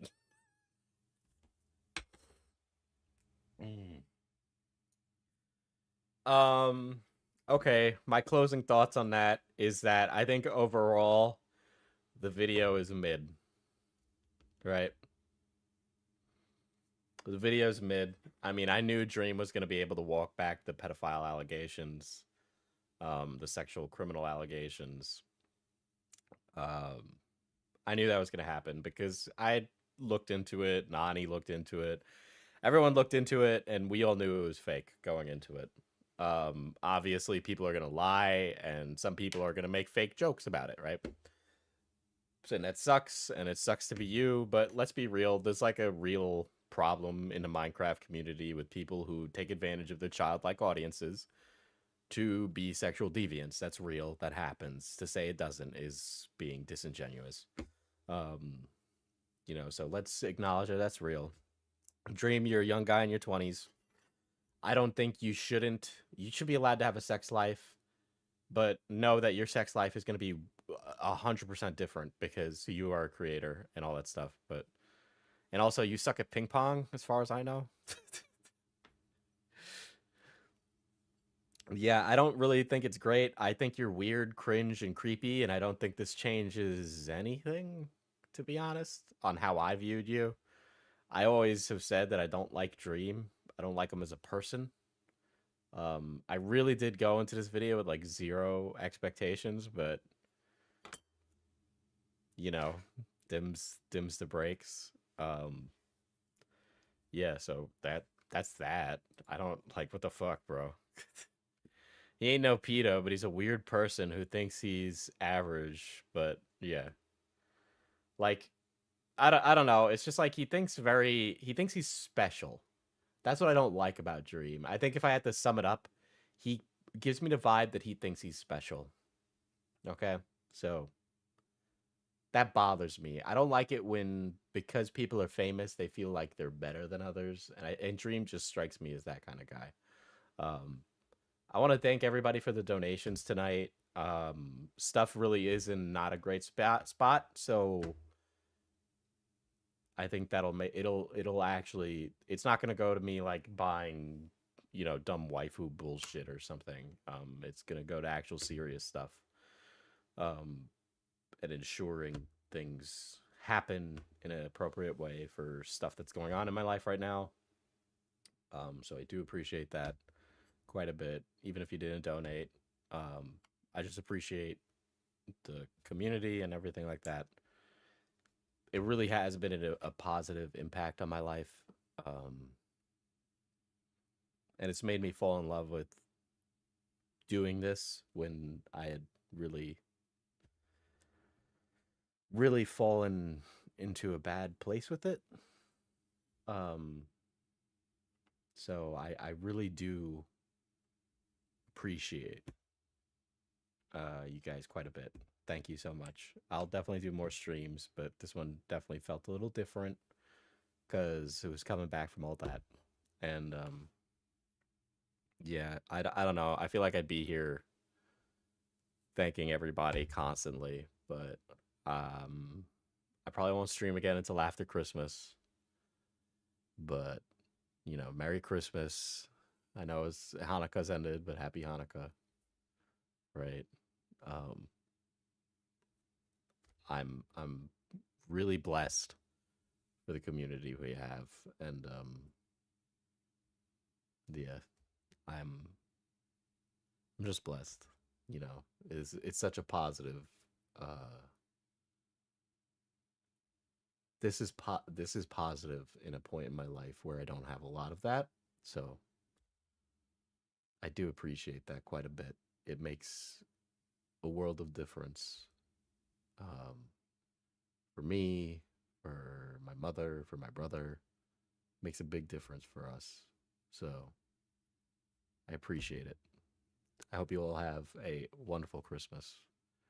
And I'll probably stream again, but you know, if not, and a happy new year too. But all right, guys. Good night.